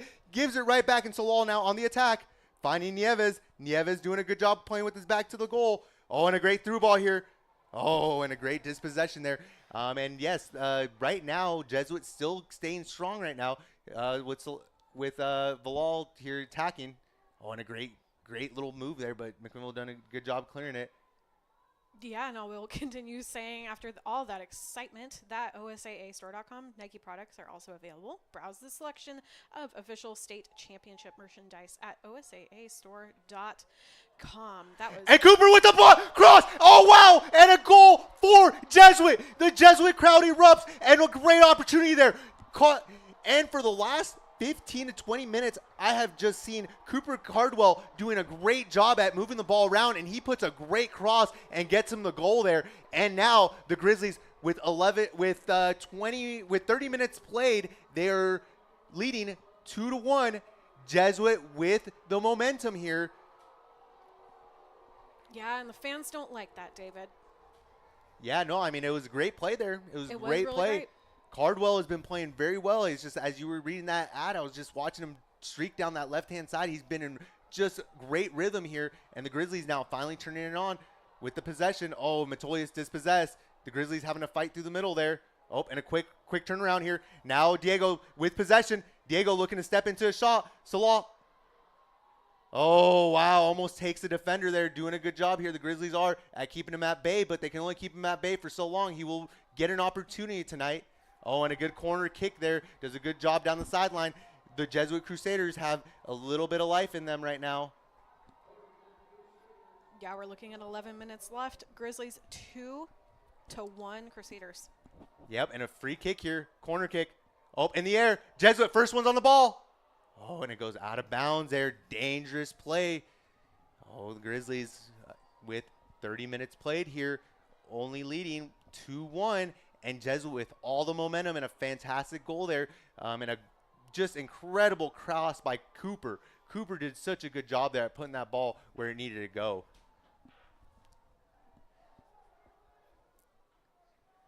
And the fans trying to get a cheer going, trying to get a little more life into the Grizzlies. And as I mentioned, I knew this could happen, and I said it.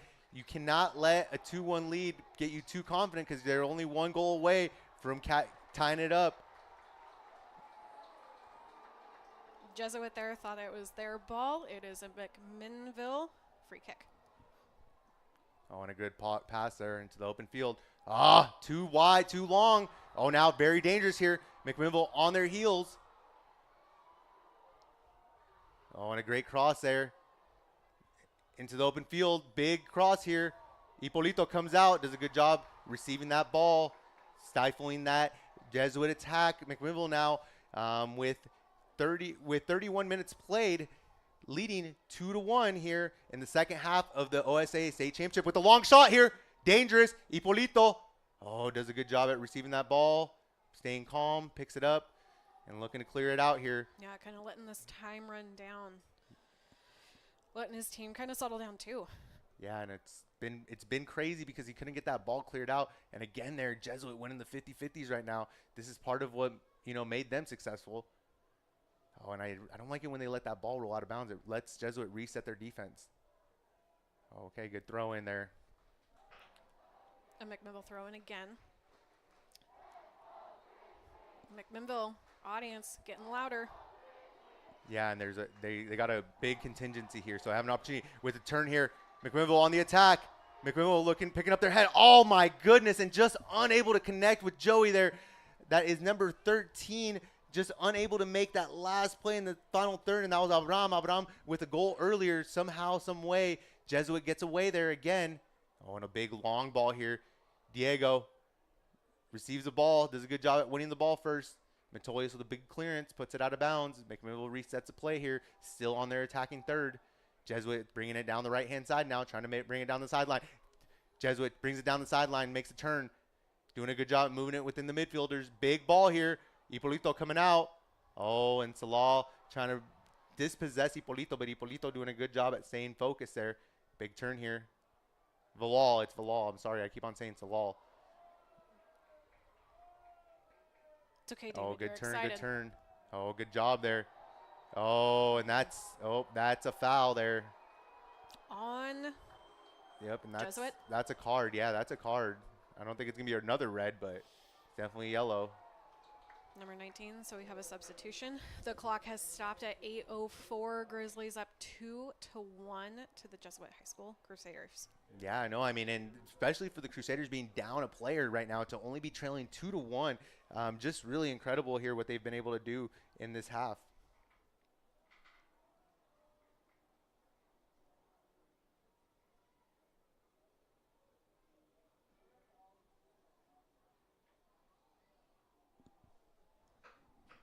We also want to mention Toyota, Deer Style Efficiency and Performance. Glad we're on the same team this season and every season. Let's keep huddling up and going for it. Toyota, let's go places. And the place that we are at is Hillsborough Stadium. We are taking a quick break and we'll be right back. What's stopping you from going to school and learning new things? Or buying an old car to make it new again? Do you dream about building a business, exploring new places, or even buying your very first home? Whatever you're trying to do, On Point Community Credit Union can help you do it. With low-interest loans, credit cards, business banking, and more. On Point. People are the point. Federally insured by NCUA. Equal housing opportunity. And welcome back here live from Hillsborough High School. You're listening to 1260 KLYC McMinnville, your home for high school boys soccer. And now the Grizzlies, with a little bit over 32 minutes played here versus Jesuit Crusaders, are leading 2-1. Jesuit doing a good job here, and now they're on the break. It looked like they're on a fast break. McMinnville gets very lucky there that it goes out of bounds because they were on a break there. McMinnville just right now, unfortunately, trying to survive, and that's not the style of soccer that McMinnville has played this season. So they got to really get it together here and make some plays happen. Oh, Nieves does a good job. Oh, and they're very out of shape right now. Yeah, they got to very win this dangerous ball situation here. Oh, and Metolius has a guy coming down on him. Oh, and lets the ball roll out of bounds here. And with 34 minutes played here, McMinnville is up 2-1. yes, and it's been such a great game so far. And I just want to give a shout out here to Kevin Gephardt with Edward Jones, one of the people from the community that helps uplift this sort of programming. So thank you to Kevin Gephardt with Edward Jones. Oh, and a great turn there. McMinnville, big clearance there. Oh, and Joey just has not been able to receive the ball, but they've been on him all night. I think they understand the threat that he can pose, and he's very fast. And a great play there. Dispossessed. McMinnville now on the counter with the advantage. And just had an opportunity there. Still with the possession, though. McMinnville regains possession, moving the ball around. Doing a good job here. Oh, and a great turn there. Oh, Edwin does a good job. Gets the ball off his feet. Oh, Farias sheds the defender. Oh, and a good job there. McMinnville still on the attack. Adán does a good job at getting that ball out wide. McMinnville now on the counter. McMinnville playing it out wide left. And that is Alex Sanchez. Sanchez with the ball still. Looking to put the ball in the goal. Oh, and just rips it over the goal bar there.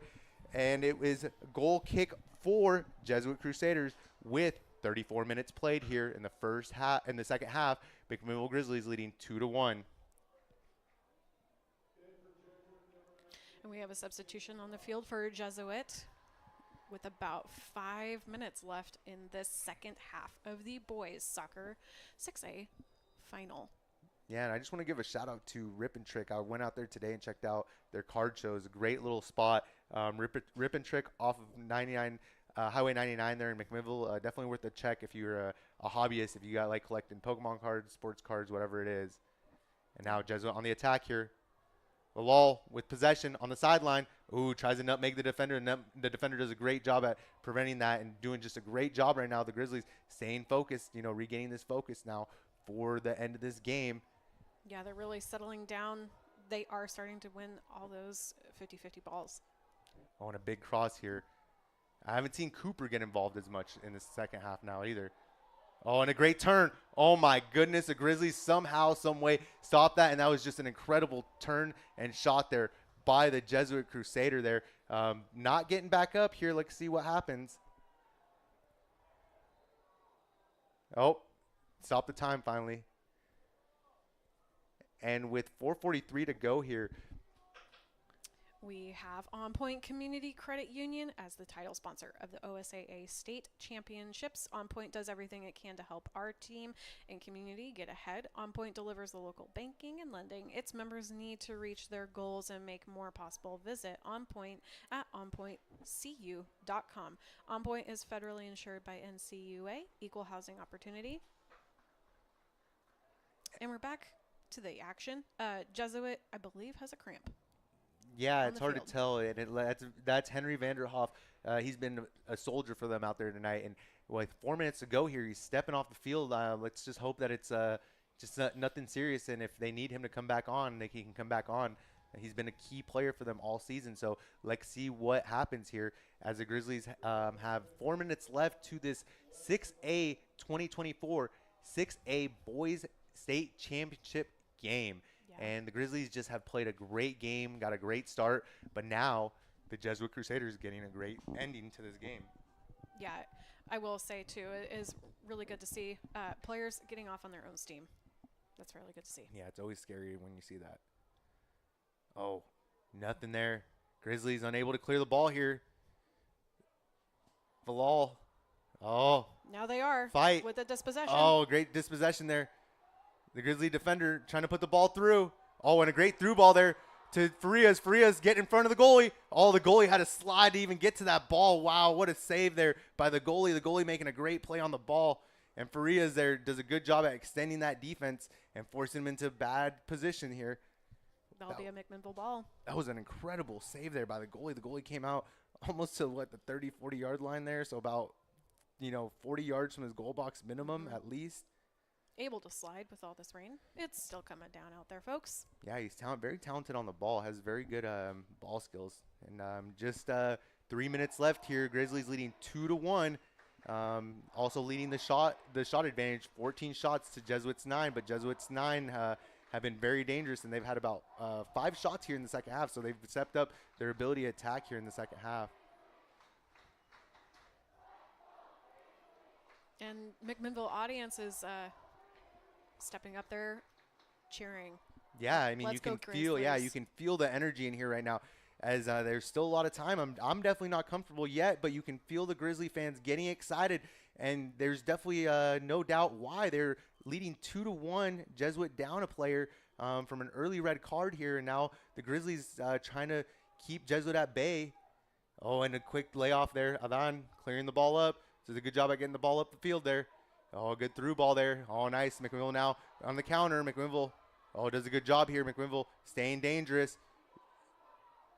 Oh, and just unfortunate there. Isn't able to step through the ball there and flies it over as the Grizzlies have just a little bit over 2 minutes left to this game, staying dangerous there. And that was a very good attack there for number 10. Antonio Virtua. And McMinnville still pressing. McMinnville did bring in a couple fresh bodies to try to keep that pressure on them. And that's Abraham continuing to press on the defensive side. Oh, McMinnville here a little bit out of shape here. Oh, and the Jesuit attacker just unable to keep that ball at his feet. Kicks it out of bounds, and just another goal kick here for McMinnville here with just a few minutes left here. Yeah, they're winding this clock down. Yeah, the Grizzlies looking good right now, but they cannot get confident because all it takes is one moment for Vilal or Diego Nieves to get in the open field and make something happen. Yeah, if you've been tuning in the whole time, thank you for listening. This was David and Sarah Manriquez here at Hillsborough Stadium. Oh, and McMinnville trying to attack down the left-hand side there. Oh, and dispossessed there. Oh, that might be a card. No, yep, free kick, but no card. Good. And the Grizzlies got to be smart here. Jesuit setting up for the free kick. McMinnville got to get set here quickly. Oh, this is a big kick right here. Oh, good job there by Adan. Does a great job at winning the ball in the air. McMinnville pressing hard. Farias puts pressure. McMinnville winning the ball down on their end, but Jesuit still on the attack. Diego dialing it up a shot from distance, but blocked there by a Grizzly defender, and it is a handball now. We have a free kick about 15 yards out from the goal box here, and with just a minute left here, the drama has risen to the highest levels of the whole night, and we have not only a free kick, but a very dangerous one. Let's see what handball.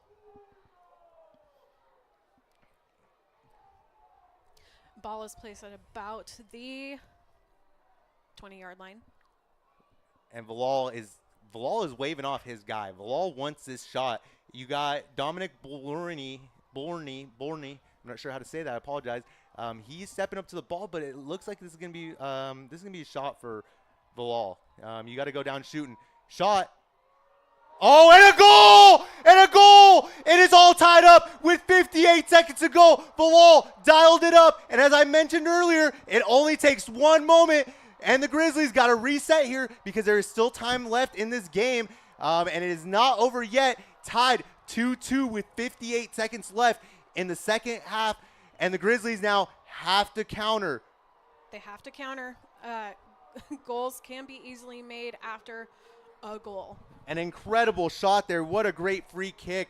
The Grizzlies had 5 in the wall, but Vilal's goal was just better there, and these moments are going to happen.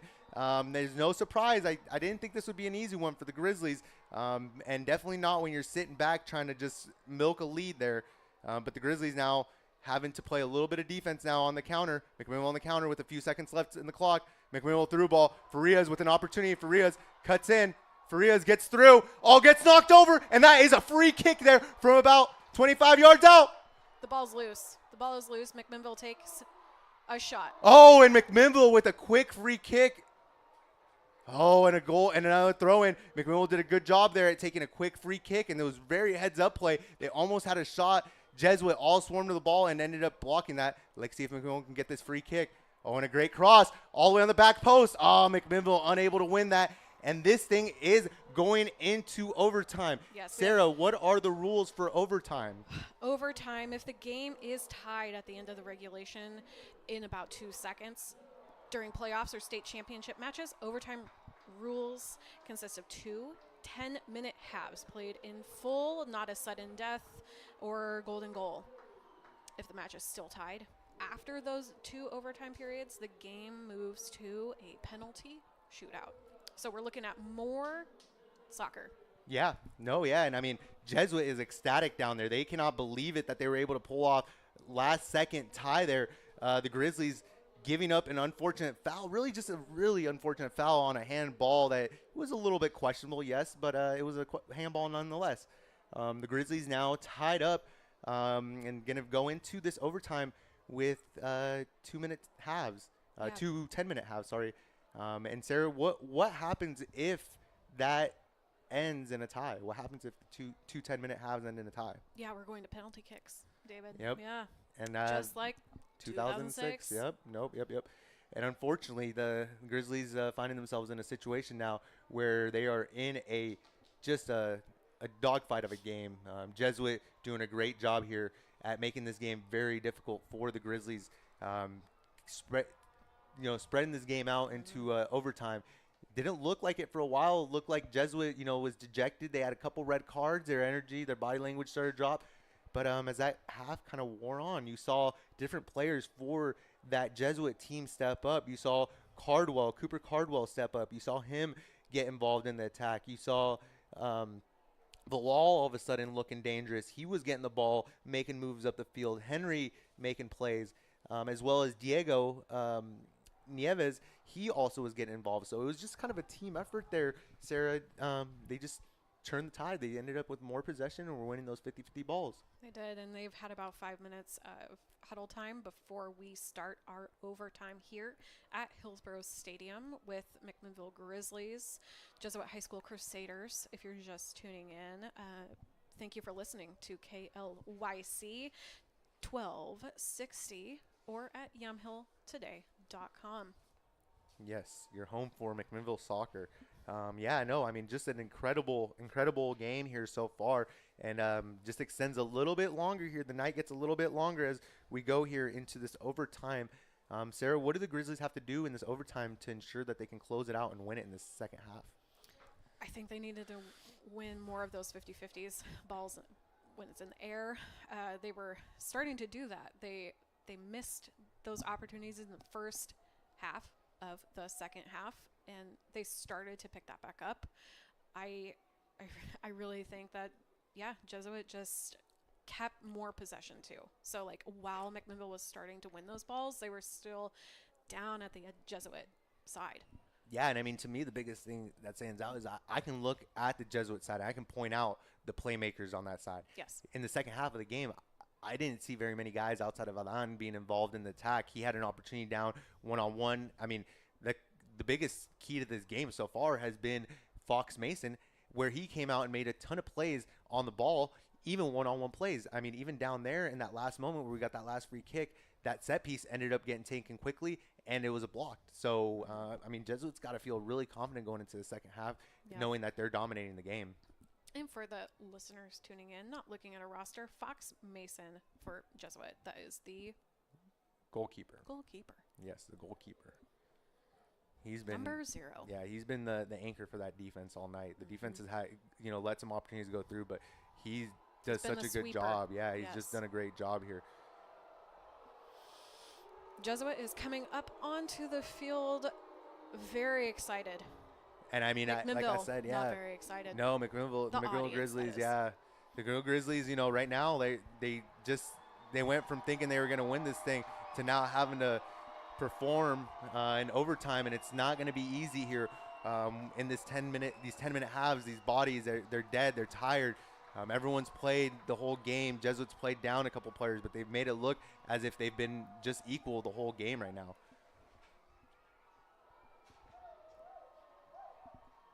Yeah, and again, I will mention that we are still just at a quick break. We got about 35 seconds left until the official overtime. is underway. We will have 2 10-minute halves. Yeah, and the fans are getting rowdy out here. They're definitely wanting to win, but there's a lot that has to happen here before the Grizzlies can win this game, and that starts with playing better soccer. They need to step it up. They need to start winning those 50-50 balls, and then they need to put the ball in the back of the net here. Well, they've been playing great soccer too. Yes, they have. There has been moments. There has been very good moments. Obviously, that's how they got the 2 goals. So. Absolutely, and how they got here. Yes, they've played great soccer all season. There's definitely no doubt about that. But this is a do or die moment here for the Grizzlies. And we are underway with our overtime here at Hillsborough Stadium. Grizzlies 2, Jesuit High School Crusaders 2. Yeah, and for those of you that have been listening to the whole game, through ball here, Farias fighting, Farias with an opportunity. Oh no, Jesuit blocks it somehow. Farias fights, Farias keeps it going. Antonio just unable to regain possession. Edwin with possession. Edwin unable to get that last moment, that last play there. In a dangerous position here. Salal on the attack. There were 4 McMinnville players in the Oh my goodness, somehow he cuts up the first, and he's got Adan on ice. Adan falling over. Salal feeling himself now, dialing up from distance, unable to get his knee over the ball, flies the ball. I will say David McMinnville was ready for him down there. We have a player down. Yeah, I'm not even sure where he fell. All the action was, and another guy falls here. This is just fatigue. I think we got cramps and fatigue kicking in right now. And that's Farias. Unfortunately, Farias, with such a great play down there. I'd hate to see him leave the field right now. But if he's feeling those cramps, we can't do too much about that. The Grizzlies right now, just with 2 great opportunities there, and it looked like Farias was going to put it away, and somehow there was a Jesuit defender there to block it. Just a great play there. Maybe should have laid it off, but it was hard to tell. I couldn't really tell if there's anyone in the box there. An easy layoff. I'll have to talk to a couple people after the game to see if there was an opportunity there that was missed that we didn't see. But yeah, I think. Do you mean when we were still in regulation with 50 seconds left? No, just now. Right now, yes, right now, where he shot it at the goal and it got blocked. I didn't see how many other players were down in that box that were available to lay it off for. Yeah. There's been a lot of action, David. So we are not in regulation time anymore. We are officially in overtime. And with just a minute played now, Joey Farias gets a great play down there in the box, cuts up a couple players, gets a shot on goal, blocked by the Jesuit Crusaders. Shortly after that, he goes down. It looks like it's definitely cramps. Number 10 went down with cramps. There's guys falling out here left and right. So let's see if the Grizzlies can hold on here and make something happen. And we have a whistle blown to begin play. And we already have long balls being cleared. Quick, good job there by Metolius as he intercepts the ball, and he got hit. He got hit hard. I don't know if it was by accident, but he got hit, and he ended up going down, but he got right back up.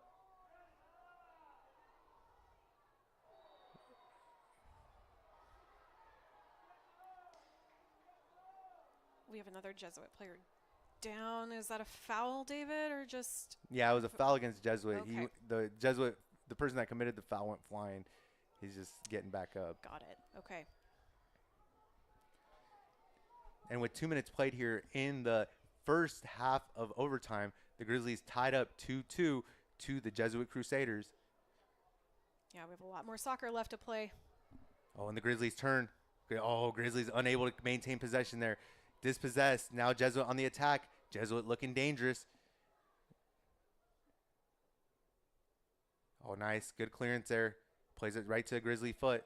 Grizzlies trying to bring up the attack up the left-hand side. Somehow gets deflected straight to a player. And a good through ball there. Edwin does a good job.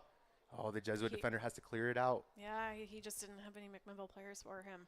No, but he did a good job. He was fighting hard on that ball. He had a Jesuit defender draped all over him and 3 guys behind him that were not white jerseys. They were all black. McMinnville throw in.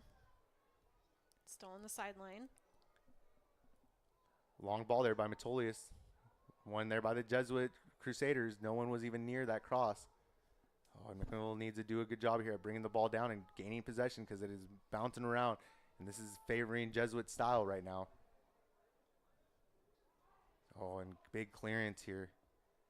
Jesuit doing a better job here in the second half at not letting anything easy happen on that side as far as clearing it out immediately and just making sure that there's no easy possessions for McMinnville down on that side.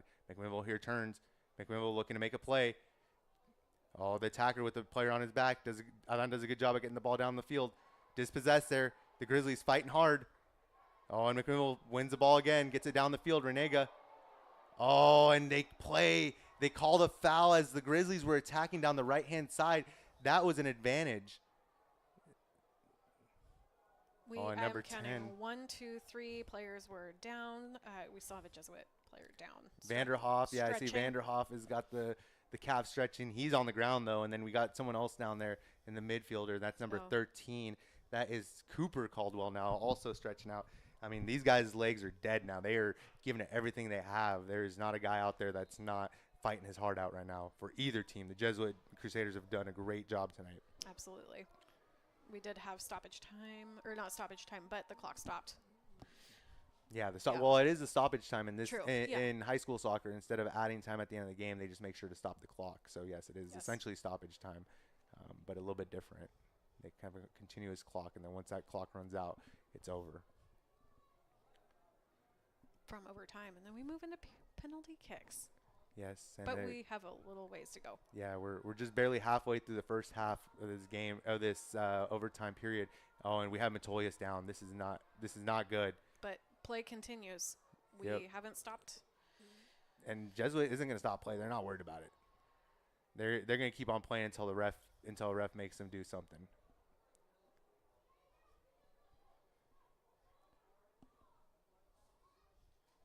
I'm not sure. I can't tell if this is like a cramp situation, if this is someone. Oh, look, and a lot of bodies hit the floor right now. Which is a good moment for me to say, if you are tuning in for OSAA app versus the website, you can stay connected to your favorite team with the OSAA Live mobile app. OSAA Live features the latest scores, schedules, and rankings for all the teams, leagues across Oregon. Access OSAA state championship programs. Read the latest prep news and information. Search OSAA Live in the App Store or on Google Play, whichever phone service you select to download today. And we just want to thank At Home Mattress Superstore off of the 99 West Nexa Grocery Outlet for helping bring you 1260 KLYC McMinnville, home of high school soccer and your McMinnville Grizzlies. And it looks like we have a body leaving the field, and I'm 99% sure that is Metolius, which is really, really unfortunate because he's been one of the anchors for that defense tonight. He's been playing big time, and now Adan's role grows even bigger as Metolius steps off the field now, and you have a Grizzlies team that is now missing Metolius and Farias to maybe to cramps. I'm not sure what Metolius is going down for. Oh, and a good cross here. Dangerous play. Oh, good play there, though. By McMinnville. Renega with an opportunity here. Does a good job of playing the ball off his player. Oh, good job there moving the ball around. Oh, and that was actually a handball. That was very similar to the handball they were willing to call against the Grizzlies. So, oh, wow, and a great play there to the first post. But the goalie does a great job at stepping out and receiving that. And with half of this extra overtime, this extra half of gameplay here, the Grizzlies tied up 2-2 with the Jesuit Crusaders, and just 5 minutes left. So each half is 10 minutes, and if there is no one leading at the end of those each of those halves, then we have a penalty shootout. So let's see what happens here. Oh, and just a great ball there played by number 10, Vanderhoof. Vanderhoof still fighting. Vanderhoof just puts in the extra effort all the way through that play and just giving it everything he has. Oh, number 13 try to get down and make a play there. And with just 4 minutes left here to play in the first half of this overtime play, the Grizzlies tied up 2-2 to the Jesuit Crusaders. Yep, Jesuit throw in. Oh, it looked like it slipped out of his hands a little bit. Yeah, and it was won by McMinnville. McMinnville doing a good job right now winning the ball. Oh, great turn there. Edwin doing a good job. Edwin has looked great all night moving the ball around. I like that they put it back or settling in. Yeah, settling that ball down and just getting a rhythm going again, because that's what they've been lacking all night. And they did it again. Great. I like this change. Just kick it into the back. Yep, and good play there. Doing a good job here, the Grizzlies. Oh, dangerous play here. Cooper dispossessed. Good opportunity here for the Grizzlies. Grizzlies lay it off. Opportunity here. Oh, Renega down the sideline, trying to cross the ball. Corner kick here with just a few minutes left in the first. And we have another cramp. Yes. On the field. This guy's gone down about 5 times. And I think that's why we have unhappy fans. We Yeah. have the clock stopped at 3 minutes 35 remaining in the first overtime of your 6A boys soccer final.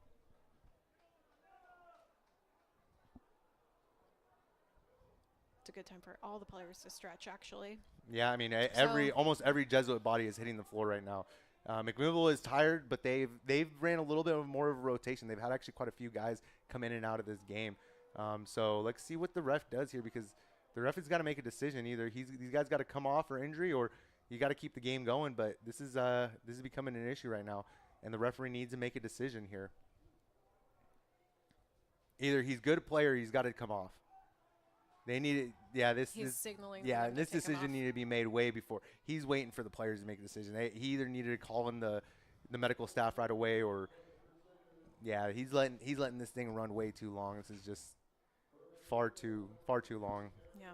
Well, in regards to stretching, officials want to stay in shape, be involved in the sport you love, and earn money in the process. Become an athletic official. There's a shortage of officials in Oregon. We need you now more than ever. Visit osaa.org/officials for more information to get it registered. I mean, hats off to the kid. I'm definitely not saying anything negative about the Jesuit player there having to get carried off, as his body is just breaking down right now. He's given it everything he's had tonight, and I'm glad to see that. Not glad to see he's leaving the field in that condition, but I'm glad to see that he's going to go to sleep tonight knowing that he gave it his all. But unfortunately the ref needed to just be a little bit more decisive and create that substitution way before that. Yes, and hats off to our officials too, because they too have been battling the elements. They're in overtime as well. Like they're putting work in. So yeah, they're definitely getting challenged. Oh, big cross here. Oh, McMinnville puts it back into play. McMinnville still keeping the ball down here. Ball is not cleared yet. Oh, it hit the hand there, unfortunately. But McMinnville kept the ball going there. It was looking dangerous for a second. The Grizzlies making it challenging here for the Crusaders, as there's only 3 minutes left here in the overtime, the first overtime of this matchup here, as the Grizzlies are tied up 2-2 with the Jesuit Crusaders, and Crusaders coming in with some miracle goals in the last 15 minutes of the game to tie this thing up. And it was no surprise, as the Jesuit kept on knocking on the door, and the Grizzlies just kind of stayed stagnant for a while. So, and Edwin. Oh, here we got it. Someone wide. Oh, the Grizzlies put it in through. Oh, and he had someone wide open on the left-hand side. He put it to the right-hand side where most of the defenders were actually at. I do believe McMinnville tried to hop over the Jesuit player, and unfortunately. Oh, okay. Now we have a McMinnville player. We have a McMinnville player that's down. It's hard to tell who that is. I hope it's not number 11, because if it is, this thing is getting out of hand right now. But we have Jesuit players helping. Oh, and Matolis is back on here. Well, we have a clock stopped at 2 minutes 35 seconds here at Hillsborough Stadium. For a MAC player that's being tended to by the Jesuit players. The Jesuit players are the ones now giving him a stretch. I don't know if he's going to be able to continue, as he's limping off. I think that he's going to get subbed out. He is leaving on his own steam, but hopping there. Yes, I think he's signaling to be subbed. I think they brought on a number 5 in there. So that's a body we haven't seen tonight. It's a fresh body.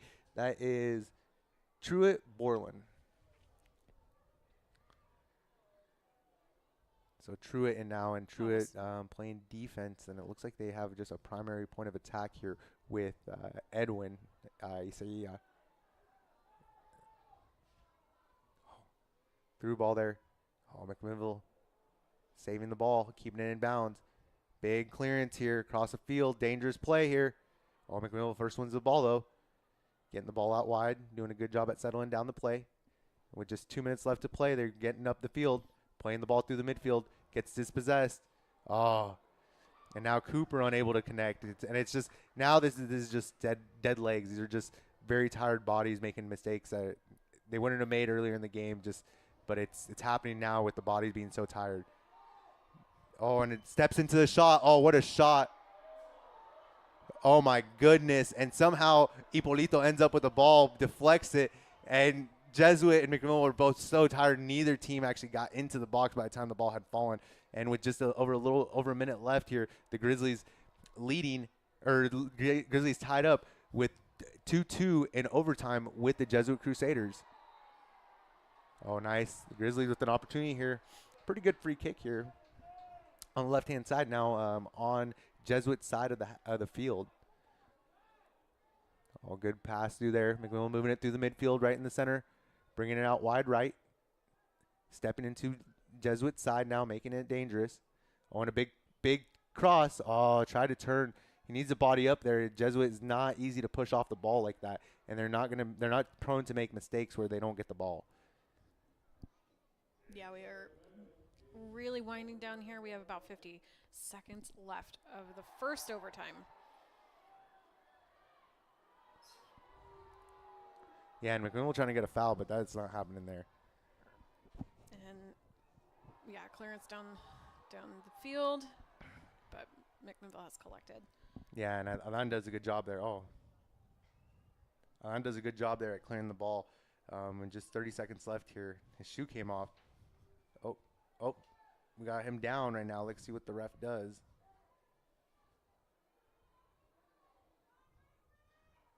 Oh, McMinnville on the attack. We've resumed play. That was a great cross.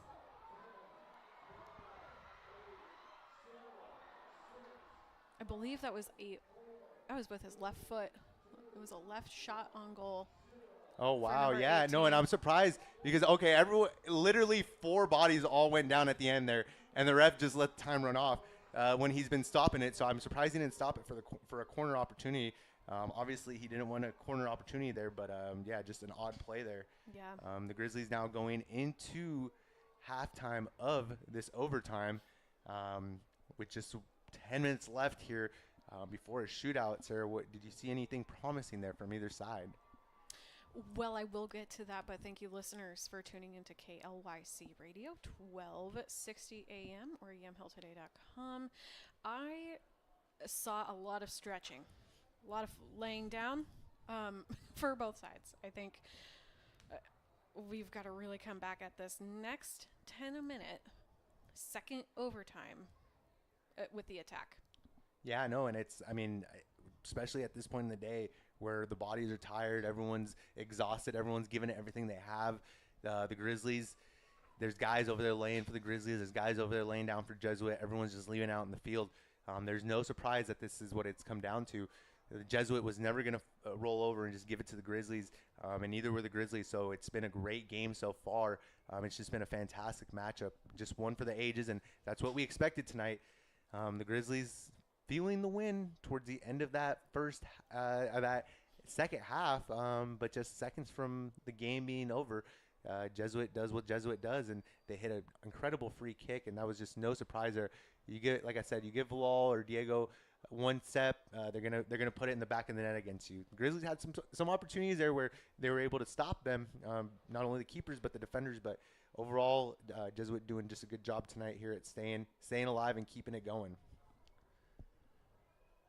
Yeah, and like I mentioned, the underdog story of McMinnville.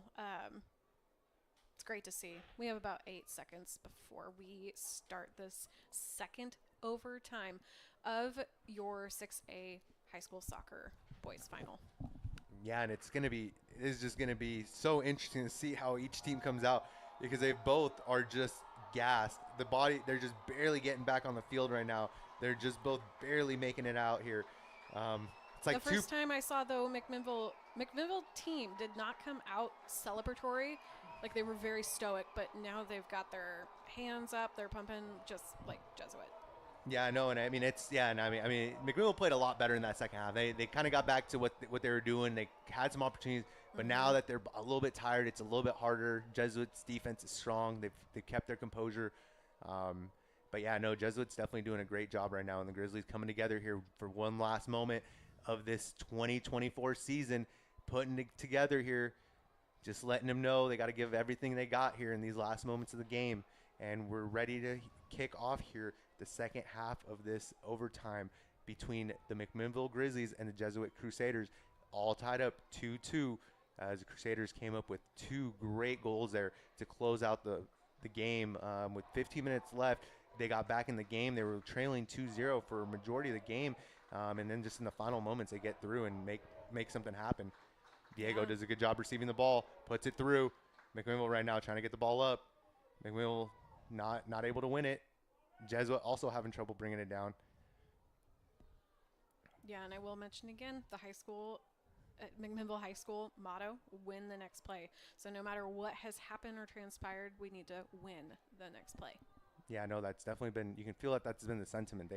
They've had moments in the season where they haven't been up, where they've been losing, where they've lost games. They've faced adversity. This is the team that's been tested throughout the whole year, not only during the regular season but in playoffs. So they know what it takes to come together. Let's see if they can do it here with the last 9 minutes of their season. Yeah, you gotta just stay in the moment, David. That's all we can do.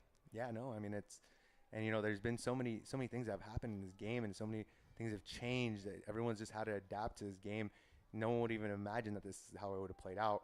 If you would have told them yesterday, it's just been, both teams would have been like, no way, there's no way that Jesuit's going to get a red card. There's no way that we're going to score in 15 minutes to go. So, and Truitt gets dispossessed. And a through ball there. Wow, what a great play there last second. Bilal was in there, and the McMinnville defender puts his foot up and deflects it and gets it out of danger. And this is a big long ball here. Grizzlies, Edwin almost dispossesses the defender there in a dangerous position. Dangerous play here. He almost went out of bounds. Yeah, did a great job there. Oh, no. Dangerous play here. McMinnville on their heels. McMinnville still on the – okay. I was going to say, they let the play go a little bit for that advantage, but then McMinnville ended up getting a foul. With 2 minutes played here, the Grizzlies tied up 2-0 or 2-2 with the Jesuit Crusaders. We have a McMinnville player down in the Okay. Let's see. Who is that? I can't even tell who they are anymore. There's been so many guys that have fallen and gone down so far.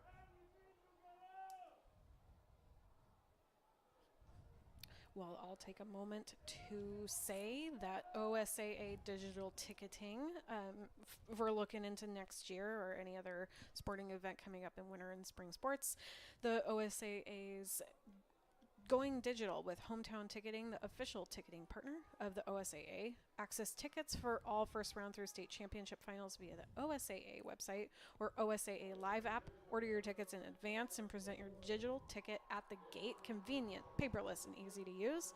Visit osaa.org/tickets. So I hate to look at this way, because I think you want to, as a Grizzly fan, you want them to win in this half, or even as a Jesuit fan, you want them to win. But right now, Edwin stepped off. He was subbed out. And I think what you got to now take into consideration is the bodies that finish the game on the field will probably be the ones that initially take these free kicks unless it gets deep into the count, which has happened in the past. I mean, even against Lake Ridge, he went deep into the count. So let's see how the Grizzlies respond right now, as they're missing some of their key playmakers from this season. Yeah, and if there's listeners out there, David, that aren't soccer fans, what does in the count mean? We're getting down in the count. Time is ending, and they're going to have to start figuring out who's going to be taking PKs. Yeah, the lineup of the first. So lineup of the PKs, the first initial PKs. And generally you're going to have guys that are on the field. There are occasions where you have a couple guys that are off the bench that come on and take the initial PKs. But that's something that the coaches decide way before this game is made, and that's not something we're going to know unless we've seen the PKs taken. Like, usually if you get a chance to watch a team in a PK shootout, you know who they're going to bring out. And then but tonight it's going to be a mystery for the Grizzly fans that don't know who's going to take their PKs if it comes down to that. If it comes down to it. Yep. We've played about 4 minutes of the second overtime. Oh, wow. And McMinnville right now dispossessed. McMinnville in a dangerous position. McMinnville with the through ball. McMinnville still attacking. Oh, gets a first step. McMinnville gets a cut. An opportunity here in front of the goal. The Grizzlies. Oh, and he just needs to shoot that shot. Oh, and it's a corner. He needed to take that shot. He held on to it for slightly too long there, and just unfortunate there as he had an opportunity there. And that was number, I believe, I want to say that was Abram, but I'm going to have to take a look here.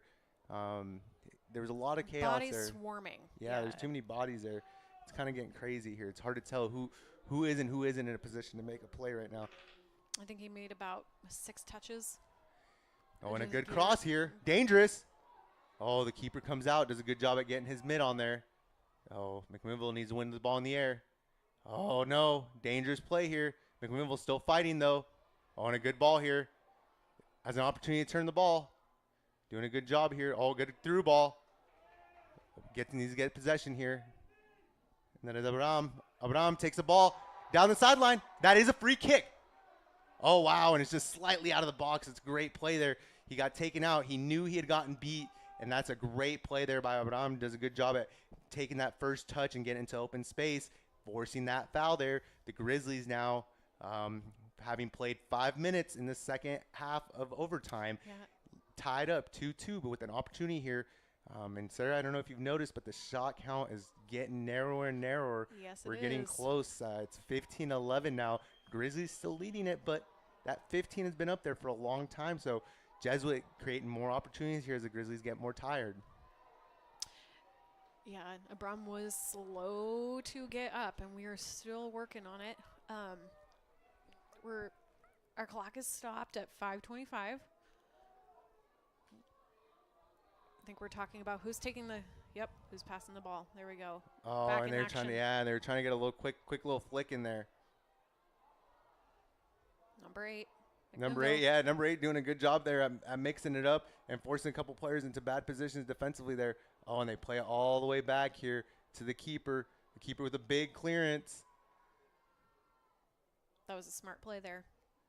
Jesuit still with the ball. McMinnville fighting for it, though. Oh, nice. Jesuit just playing. They've been very, very careful with that attacking that attacking front for the Grizzlies. They don't hold on to the ball for too long. They try to avoid putting themselves in a bad position.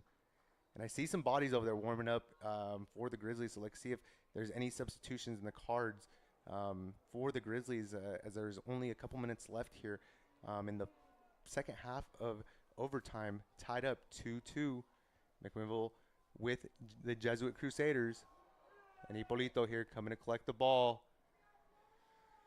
And Jesuit also kind of lost that spark now with 4 minutes to go. That adrenaline is starting to wear off and the bodies are getting tired. They're not doing bad, but oh my goodness. And somehow the McMinnville defender draws the Jesuit player draws a foul. The Jesuit player had him wrapped up, pulled the McMinnville player down, and the McMinnville player just goes down. It's unfortunate. Yeah, we're looking at almost 100 minutes worth of soccer playtime. We're winding down in this overtime.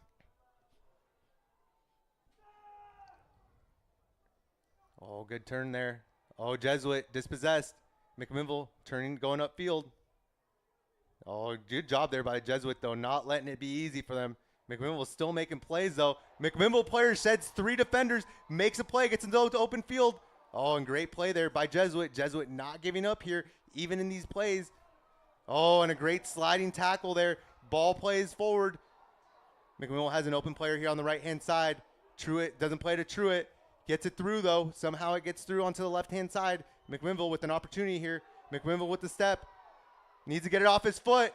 Oh, and just needs to start passing it. That's the second time he's had an opportunity down there where he hasn't taken the chance to just pass it up and see if one of his players can take a shot.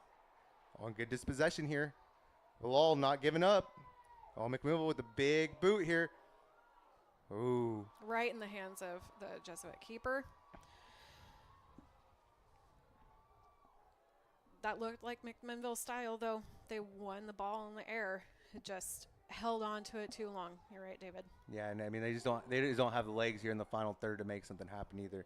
think a lot of it's just the legs going out from under them. And with 2 minutes and 30 seconds left here in the second half of this overtime, the Grizzlies tied up with the Jesuit Crusaders, cruising here into a penalty shootout.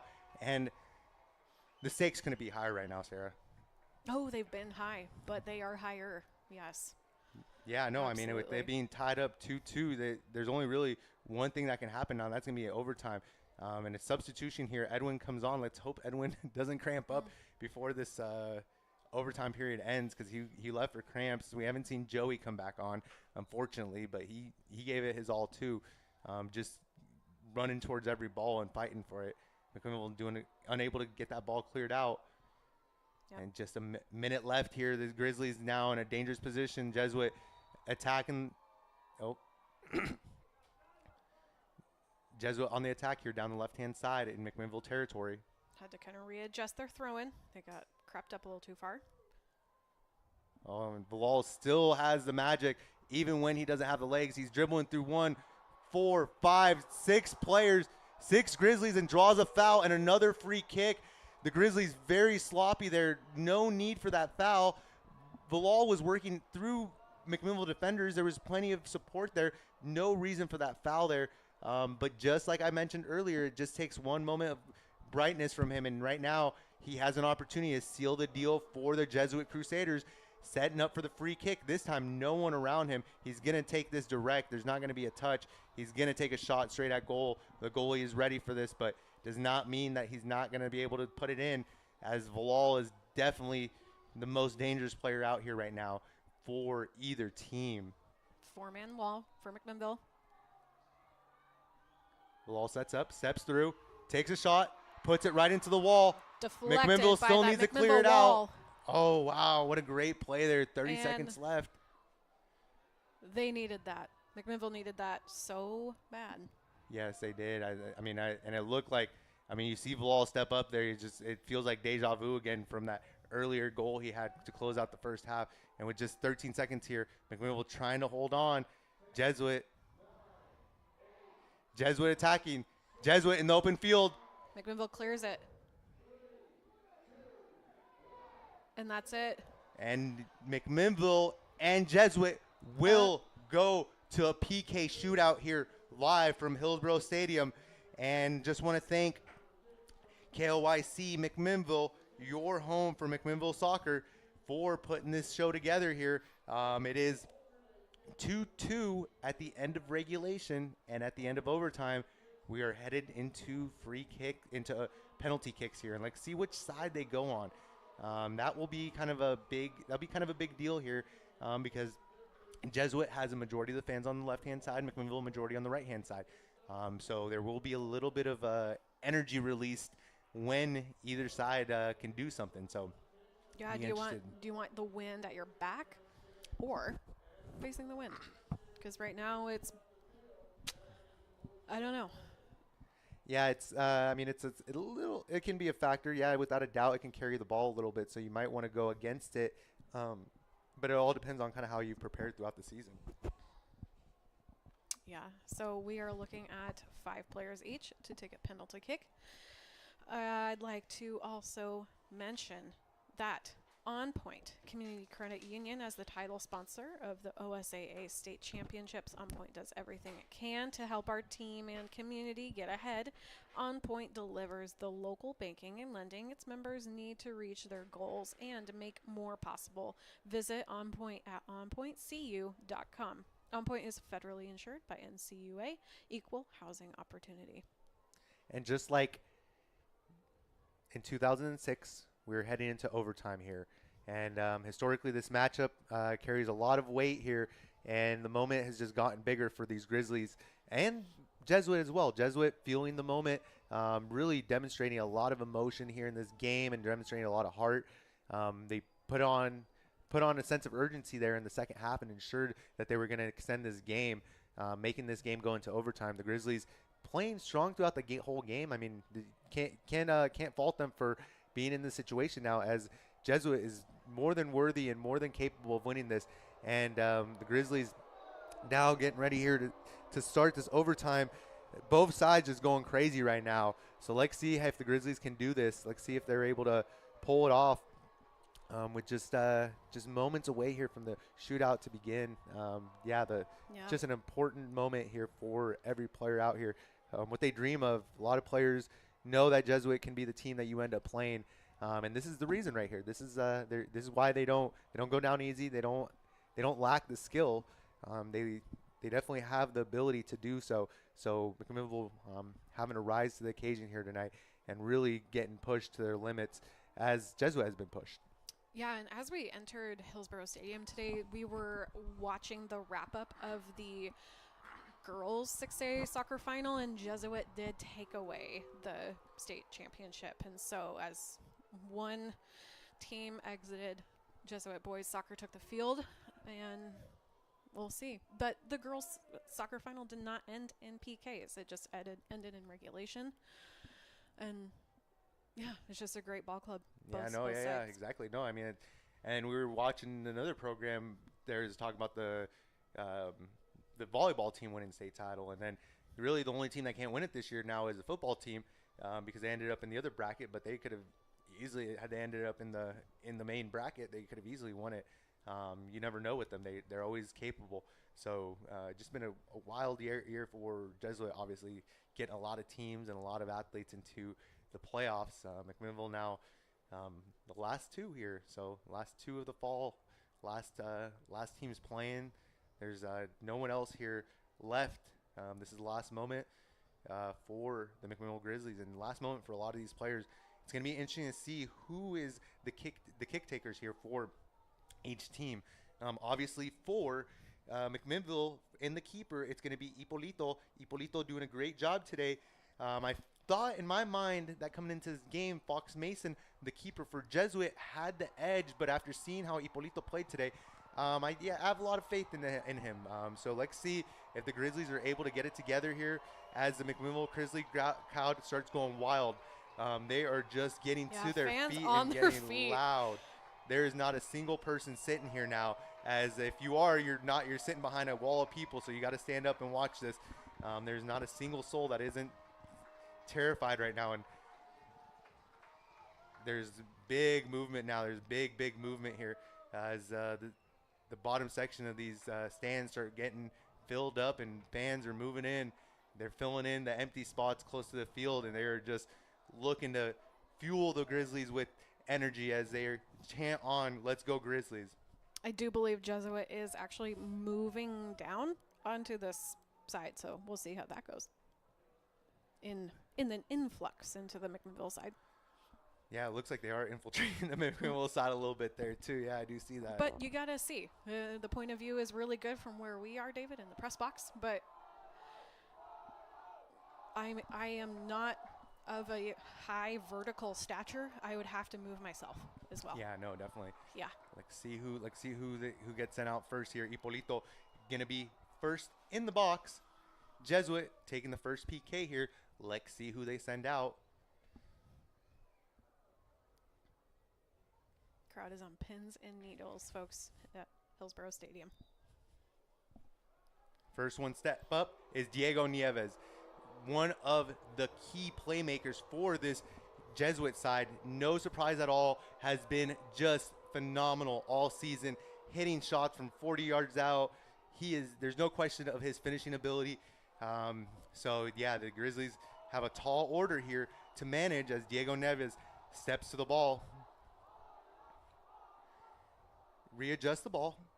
Takes 1, 2, 3, 4, 5, 6, 7 steps back, squares up with the ball, steps back another couple steps, steps forward, and a great shot there. Puts it in the right-hand side, seals the deal. 1-0 Jesuit. Ippolito dove to the right-hand side, completely opposite side of where Ippolito's right, and Nieves is left. So Nieves just getting his foot into that ball and just putting it back there. I'm a little concerned about this walk-up, a lot slower than Diego had. And I can't tell exactly who it is at this moment. Number 11. Is it number 11? McMinnville. All right, yeah. So we'll have Isaiah a.k.a. Edwin Cuevas George, stepping forward. He's been player of the year for the Grizzlies, so let's see if he can seal the deal here for the Grizzlies and tie it up. Takes a few steps back, about 4 steps back. Stands straight up. No hesitation, steps forward. Puts it in the back of the net. Easy play there. And it's all squared up here. 1-1. Grizzlies 1. Jesuit Crusaders 1. With the second shooter coming up here for the Crusaders in this shootout. It's been 1-1 so far.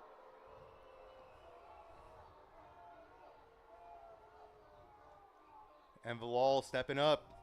Player of the year for Jesuit.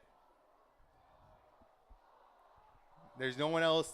If you're Jesuit, you want no one else but Sagafi to step up. You have ultimate faith that he's going to put it in the back of the net.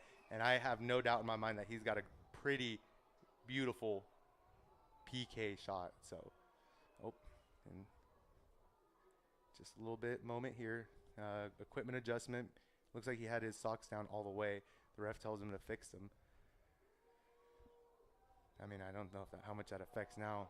Sets up, steps to the ball, shoots left-footed, takes a shot, low and driven, gets it right past the keeper. Easy peasy there for Bilal. No question about that. This is going to be the toughest part of the lineup. You know these guys are going to be tough. Yeah, and listeners, if you're just tuning in, we have made it to penalty kicks of McMinnville Grizzlies versus the Crusaders. We're stepping up for our second McMinnville penalty kick here at Hillsborough Stadium. And that looks like it's Viritua taking this next PK. So that's Antonio Viritua taking it with the number 10. He is the second PK taker here tonight. So let's see if he can drill that and just put it in the back of the net. And he flies it, steps into it, flies it over the bar. The Grizzlies down 2-1. Jesuit leading the PK shootout. He just leaned back and put that over the net. I didn't like the body language from the get-go. Yes, very unfortunate there. But if that's the order you're going to go in, that's the order you're going to go in. Let's see if the Grizzlies can make anything happen here. But this isn't the first time we've seen that. The Grizzlies also in their state championship run had missed a PK. So it's definitely not over here. And it is 2-1 Jesuit Crusaders leading the PK shootout.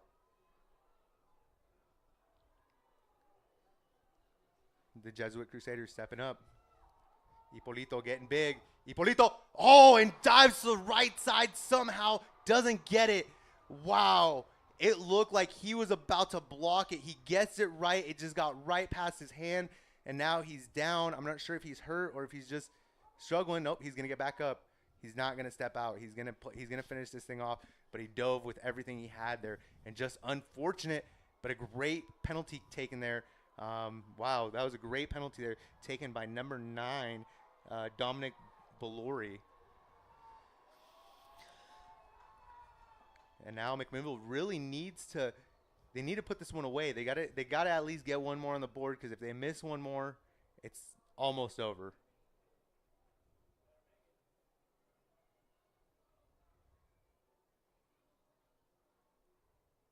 McMinnville stepping up.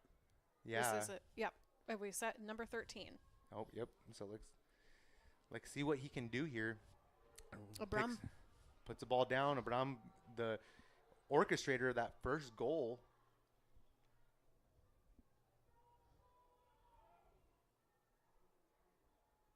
Taking a long moment here. Yeah, and he goes straight into the ball, takes 2-3 steps to the side, steps into it, hesitates. Well driven there. He hurt something, but it doesn't matter. His night is over. He did what he needed to do. Now it's up to the Grizzlies to get a block and lengthen this thing out. 3-2, Jesuit leading. The fourth kicker stepping up here. And now this is where you hope to get a block. I mean, this is going to be a strong penalty take kicker. 4 and 5, they're going to be strong. There's no doubt about that. But the thing is that when you get this deep, you have guys that aren't as refined as Bilal. I mean, Bilal is a world class, or he's a high level player here in the state, the highest that there is. and then you have Nieves, which is one of those players as well. So you go into overtime and you put your best out first, and then you kind of go from there. So let's see if Hipólito can do something here. He already guessed one earlier. Let's see if he can guess one more and actually block it. Low and driven. Oh, and it goes high, actually. It looked like Hipólito had guessed it. It was low, but then it picked up and it went high and left above Hipólito. Oh, man. Grizzlies 4-2, stepping up here. And listeners, thanks for listening. We are at KLYC Radio, 1260 AM, or yamhilltoday.com. You're listening to us live at Hillsborough Stadium, where the McMinnville Grizzlies soccer is stepping up for their fourth free kick here. Penalty kick. Yeah, PK. PK, yeah, their fourth PK here. Down 3-2 or 4-2 now. 4-2, and they needed to hit this, or else it's actually over if they miss this shot here. So I can't tell exactly who it is there. Number 17, Ronaldo. Misses. And it's over. It's over. Jesuit wins, and what a great end there to the game as Jesuit comes up with two big misses against the McMinnville Grizzlies. The Grizzlies fall to Jesuit here in the final moments of overtime and in a shootout for the ages. What a great game and an incredible comeback there by Jesuit as the Grizzlies gave it all they had and just weren't able to close it out as they missed their final PK there and had plenty of opportunities to end it in the regular time and just weren't able to seal the deal here. Unfortunate, but it is part of the way soccer works. Yeah, and we saw a lot of it, a lot of soccer. Thank you so much for tuning in, listening and supporting McMinnville Grizzlies soccer from start to finish. You've been here listening at KLYC Radio 1260 AM or yamhilltoday.com. We have just completed the finals. Yeah, and it's incredible 6A 2024 6A state championship. Just a great ending to the game. Just very challenging. Very disappointing. It's never easy, but that's why the state championship is a state championship. You just never know who's going to win. You always hope that you're able to come out on top, but sometimes you're not able to, and that's just part of the way that this game is. That's what makes this game so special. Jesuit doing a great job here tonight. Coming back, fighting adversity, fighting down. They were down a dude. They got a red. They come back. They scored 2 goals in the last 15 minutes. And then go into this overtime and do an incredible job here. Sarah, I think it's clear the player of the game is easily Vilal. He did a great job, came up big, and just an incredible night here. McMinnville should not hang their head on this season whatsoever. No, definitely not. They played with amazing grit. Yeah, incredible game here. Team play. Yeah, no, I've definitely give Vilal the hats off, and I would say Adan is probably the player of the game for his side, as he did a great job there. Just a great day overall for the Grizzlies, and unfortunately they fall to Jesuit 4 PKs to 2 as they missed their PK, and just want to thank everyone out there for supporting the Grizzlies here tonight. Thank you and good night, and go Grizzlies. We'll see you next season. Hopefully we can make another deep run.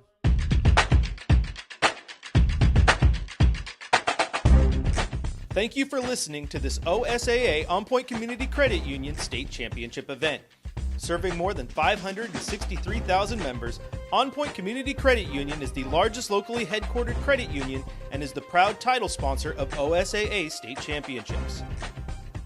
Your local Toyota dealers are proud to support the OSAA. Toyota, let's go places.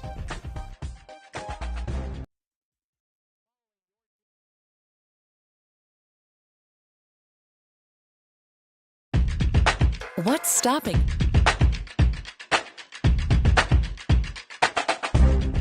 Thank you for listening to this OSAA On Point Community Credit Union State Championship event. Serving more than 563,000 members, On Point Community Credit Union is the largest locally headquartered credit union and is the proud title sponsor of OSAA State Championships. Your local Toyota dealers are proud to support the OSAA. Toyota, let's go places.